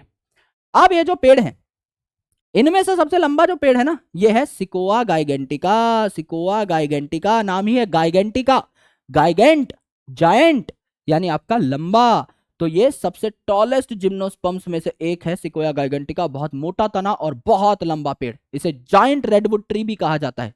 तो जितना लंबा पेड़ है मेरे भाई, इसको टिकाने के लिए हल्की फुल्की रूट नहीं चाहिए, बहुत जमीन में गड़ी हुई रूट चाहिए, टैप रूट चाहिए। तो यूजुअली यहाँ टैप रूट पाई जाती हैं, रिलेट कर लिया हमने, है ना। तो रूट जो है आपकी अलग अलग जिम्नोस्पर्म्स की, जैसे पाइनस की, ये क्या बनाती है, एसोसिएशन बनाती है। पाइनस की रूट, हायर प्लांट की रूट एसोसिएशन बना ले जब फंगस के साथ, तो क्या कहा जाता है, माइकोराइजा। माइको का मतलब ही था आपका फंगस, और राइजा का मतलब हो जाता है आपका रूट। तो आपका फंगस रूट के साथ एसोसिएट हो जाए, जब फंगस प्लांट को वाटर मिनरल एब्जॉर्ब करके दे, उसको लेमिनेशन प्रोवाइड करे, बीमारियों से बचाए, और बदले में प्लांट फंगस को खाना दे दे, इसे माइकोराइजा कहा जाता है। और दूसरा Cycas, C for Cycas plant की root C for coralloid association बनाती है, किसके साथ, सी फॉर साइनोबैक्टीरिया के साथ। यहां ये जो साइनोबैक्टीरिया है ये आपका साइकस की रूट को नाइट्रोजन फिक्स कर करके देता है, इसे कोरोलॉइड रूट एसोसिएशन कहते हैं। तो यहां पर ये रूट की बात हो गई कि माइकोराइजा बन सकता है और आपका कोरोलॉइड रूट बन सकती है। पाइनस बनाएगा माइकोराइजा, साइकस बनाएगा कोरोलॉइड रूट। अब अगर हम बात करें स्टेम की, तो स्टेम जो है ये आपका अनब्रांच हो सकती है, जैसे आप गार्डन वगैरह में साइकस उगा हुआ देखते हैं तो आपका अनब्रांच होता है। और ब्रांच भी हो सकती है, जैसे आप पाइनस को देखें, सेड्रस को देखें, तो इनमें बहुत बड़ी बड़ी स्टेम्स होती हैं तो ब्रांच भी हो सकती हैं। ये जो आपका साइकस है ये यूनिसेक्सुअल होता है, यानी मेल साइकस अलग फीमेल साइकस अलग, तो मेल कोन और फीमेल कोन अलग अलग देखने को मिलता है। और यहाँ पर pinnate leaves, pin like leaves आपकी पाई जाती हैं जिनका सरफेस एरिया काफी कम होता है, तो ये आपका हाई टेम्परेचर को टॉलरेट कर सकती हैं। क्यों? एक इलाके में अगर हाई टेम्परेचर है तो ऐसी लीफ वहां जिंदा रह पाएंगी जिनका सरफेस एरिया कम है। अगर बहुत चौड़ी चौड़ी लीफ हैं जो कि बहुत खुला पानी उड़ाती हैं, अय्याशी करती हैं, आवारागर्दी करती हैं, तो उनका सारा पानी खत्म हो जाएगा और गर्मी में वो और तापमान को नहीं झेल पाएंगे। ऐसी पत्तियां जो पानी को कंजर्व कर लेती हैं वो बहुत लंबे टाइम तक टिक सकती हैं, तो यहाँ पर आपका लंबे टेम्परेचर को झेल सकती हैं, ज्यादा टेम्परेचर को झेल सकती हैं कौन? Pennate leaf. और ह्यूमिडिटी को भी झेल सकती हैं, है ना। बहुत ज्यादा आसपास बारिश हो रही है तो पतले पतले पत्ते हैं, इनको कोई फर्क नहीं पड़ेगा। तूफान में एक पिन को रख दो, उसको कोई फर्क नहीं पड़ेगा, है ना। अखबार रख दोगे बहुत चौड़ा, फटाफट फट जाएगा, बड़े बड़े होर्डिंग्स ढह जाते हैं, है ना। और छोटे छोटे पौधे आपके खड़े रहते हैं हल्के फुल्के से, है ना। तो एयर को भी ये झेल सकती है क्योंकि पत्ता जो है उसमें फटने के लिए हायर सरफेस एरिया है। ये उंगली जो है इसके यहां से एयर निकल जाएगी, यहां से एयर निकल जाएगी एंड सो ऑन। तो पतली पिन्नेट लीफ जो है टॉलरेट कर सकती है बहुत खतरनाक कंडीशंस को। पाइनस जो है इसमें सेम ही पेड़ पे मेल और फीमेल सेक्स ऑर्गन पाए जाते हैं, तो ये बायसेक्सुअल है ना। और इसमें भी निडल लाइक सुई जैसी लीफ होती है, तो इसमें भी सरफेस एरिया कम होता है, तो इसको भी वाटर लॉस का डर नहीं है। संकन स्टोमेटा यानी स्टोमेटा सरफेस पे ना होकर अंदर की साइड सिंग्ड हैं, डूबे हुए हैं, तो बहुत जल्दी पानी लूज नहीं होता। एंड थिक क्यूटिकल की लेयर, वैक्सी लेयर होती है पत्तों के ऊपर, तो पानी को बहुत बाहर नहीं जाने देती। तो पानी के लॉस को बचाने के लिए यहाँ संकन स्टोमेटा है, लो सरफेस एरिया है, as well as thick cuticle है, दोनों में ये चीजें पाई जाएंगी, तो बहुत ज्यादा यहाँ पर पानी की भी बचत होती है। अब देखिए मैंने बताया था टेरिडोफाइट में सेलेजिनेला और साल्विनिया के अंदर हेट्रोस्पोरी स्टार्ट हो चुकी थी। जिम्नोस्पर्म और एंजियोस्पर्म ये बहुत कॉमन है। तो यहां आपके दो प्रकार के स्पोर बने भाई। माइक्रोस्पोर जो है ये आपका हैप्लॉइड माइक्रोस्पोर जो है ये मेल गैमेटोफाइट बनाएगा, और मेगास्पोर जो है ना, ये फीमेल गैमेटोफाइट बनाएगा। तो यहां पर ये देखिए वही पत्तों जैसा स्ट्रक्चर है जो कि कॉम्पैक्ट होकर के कोन बना चुके हैं, और ये भी आपका फीमेल का कोन है। तो अगर आप देखें तो ये है आपका मेल कोन। मेल कोन मतलब मेल के पत्ते हैं, यहां पर मेल के पत्ते मतलब माइक्रोस्पोरोफिल। स्पोरोफिल है लेकिन कैसे? माइक्रो। तो माइक्रोस्पोरोफिल ने मिल करके क्या बना डाला? माइक्रोकोन बना डाला। इसके ऊपर जो स्पोरेंजिया है इसको क्या बोला? माइक्रोस्पोरेंजिया। इसके अंदर जो स्पोर है इनको क्या बोला? माइक्रोस्पोर, है ना। तो micro word related to male. Similarly female है यहां पर, तो फीमेल की जो पत्तियां हैं मेगास्पोरोफिल, मेगास्पोरोफिल से क्या बना आपका? मेगाकोन या फीमेल कोन। यहां पर जो स्पोरेंजिया है मेगास्पोरेंजिया, और यहां पर जो स्पोर है आपका मेगास्पोर, राइट। तो स्पोर जो है ये आपका हैप्लॉइड होता है, बाकी आपका ज्यादातर पार्ट आपका क्या होगा? यहां पर डिप्लॉइड होगा। तो रूट भी डिप्लॉइड होगी, स्टेम भी डिप्लॉइड होगी, लीफ भी डिप्लॉइड होगी, इन लीफ पे पाए जाने वाला स्पोरेंजिया भी डिप्लॉइड होगा। इसके अंदर बनने वाले मियोसिस से जो स्पोर्स हैं ये आपके हैप्लॉइड होंगे। तो मेगास्पोर हैप्लॉइड, माइक्रोस्पोर हैप्लॉइड, बाकी सारा स्ट्रक्चर आपका डिप्लॉइड हो जाएगा। तो यहां पर देखिए ये जो आपका माइक्रोस्पोरेंजिया है, यहां पर ऐसा बना लिया, ये जो आपका माइक्रोस्पोरेंजिया है इसके अंदर मियोसिस से क्या बने? माइक्रोस्पोर बने। ये जो माइक्रोस्पोर हैं ये क्या होंगे? मैच्योर होंगे और डिहाइड्रेट होंगे। डिहाइड्रेट होंगे मतलब अभी ये चिपके हुए हैं, डिहाइड्रेट मतलब इनसे पानी निकल जाएगा और सूख के टूट जाएंगे, अलग अलग हो जाएंगे, और ये बना लेंगे पॉलन ग्रेन, है ना। हैप्लॉइड है पॉलन ग्रेन तो गैमेटोफाइट है, पॉलन ग्रेन बना लेंगे। सिमिलरली यहां पर जो आपका फीमेल स्ट्रक्चर है ना, ये जो फीमेल स्ट्रक्चर है इसको हम लोग क्या कह रहे हैं? फीमेल स्ट्रक्चर है तो इसको कह रहे हैं मेगास्पोरेंजिया। तो मेगास्पोरेंजिया या ओव्यूल यहां पर इसको कह दिया प्यार से। तो ये जो आपका मेगास्पोरेंजिया है इसमें दो कवरिंग है, एक आउटर कवरिंग, तो इसे कहा आउटर इंटेगुमेंट। इंटेगुमेंट का मतलब कवरिंग होता है, ये इनर कवरिंग यानी इनर इंटेगुमेंट। इसके अंदर कुछ सेल्स पाए जाते हैं, इन सेल्स के गुच्छों को क्या कहा जाता है? न्यूसिलस के सेल्स कहा जाता है। तो जो सेंटर पे सेल्स है ना, यहाँ पर इनको क्या कहा? इंटेगुमेंट्स के अंदर ये आपके न्यूसिलस के सेल्स है। तो ये न्यूसिलस के सेल्स हैं, इनमें से एक सेल ने कहा कि मैं बनूंगा मसीहा, मैं करूंगा मियोसिस, क्योंकि बहुत सारे सेल हैं सारे एक जैसे हैं, तो बोले भाई कौन करेगा मियोसिस? तो एक सेल खुद से कहता है कि मैं करूंगा मियोसिस, मैं बनूंगा आपका मेगास्पोर मदर सेल। तो ये मेगास्पोर मदर सेल बन जाता है और इसमें मियोसिस स्टार्ट हो जाती है। अगर इस डिप्लॉइड मेगास्पोर मदर सेल में मियोसिस स्टार्ट हो गई तो 4 हैप्लॉइड सेल बन जाएंगे, मियोसिस से बन जाएंगे। सर ये जो 4 हैप्लॉइड सेल्स हैं हमें चाहिए ही नहीं, 4 मेगास्पोर जो बने हैं हमें चाहिए ही नहीं, हमें सिर्फ एक मेगास्पोर चाहिए, हमें यहां पर एक ही सेल चाहिए था। एक ही मेगास्पोर चाहिए था। तो 4 क्यों बनाए? क्योंकि मियोसिस से बनते ही 4 हैं। और सर जब एक ही सेल चाहिए था तो एक सेल तो ये था ही न्यूक्लियस वाला, मियोसिस कराने की क्या जरूरत थी? एक सेल जो चाहिए वो हैप्लॉइड चाहिए, तभी तो हैप्लॉइड मेल गैमेट के साथ ये फ्यूज कर पाएगा। तो एक मेल सेल चाहिए, एक फीमेल सेल चाहिए। तो पॉलन ग्रेन तो आपका बन चुका है, कई सारे पॉलन ग्रेन बने थे वो सेपरेट हो गए। समझ लीजिए आपका एक माइक्रोस्पोर मदर सेल से 4 आपके माइक्रोस्पोर बने, तो चारों अलग अलग हो जाएंगे, चारों अलग अलग पॉलन ग्रेन्स बन जाएंगे। पॉलन ग्रेन्स मल्टीपल हैं, कोई दिक्कत नहीं है। फीमेल सेल हमको एक ही चाहिए, मेगास्पोर हमको एक ही चाहिए, पर सर यहाँ 4 बन गए हैं तो 3 को आप क्या कर दो, एलिमिनेट कर दो। 3 यहाँ पे क्या हो जाएंगे, डिस्कार्ड हो जाएंगे, डीजनरेट हो जाएंगे, खुद ही खुद आपके खत्म हो जाएंगे।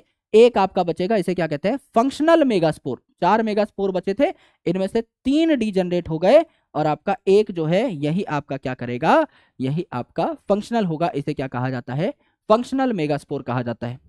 अब ये जो फंक्शनल मेगास्पोर है, हैप्लॉइड सेल है, डिवाइड कर करके कई सारे और हैप्लॉइड सेल्स बनाएगा, है ना, और एक बड़ा सा स्ट्रक्चर बना लेगा जिसमें 2 या 2 से ज्यादा आर्किगोनियम देखने को मिलते हैं। तो 2 या 2 से ज्यादा आर्किगोनिया है जिनमें आपके क्या पाए जाएंगे, फीमेल गैमेट पाए जाएंगे। तो ये जो आपका पॉलन है इसको एयर से, बहती हवा से, बहती हवा सा था वो ले आओ कहां पर, फीमेल के पास। मेल और फीमेल पास आ गए, जाइगोट बन गया।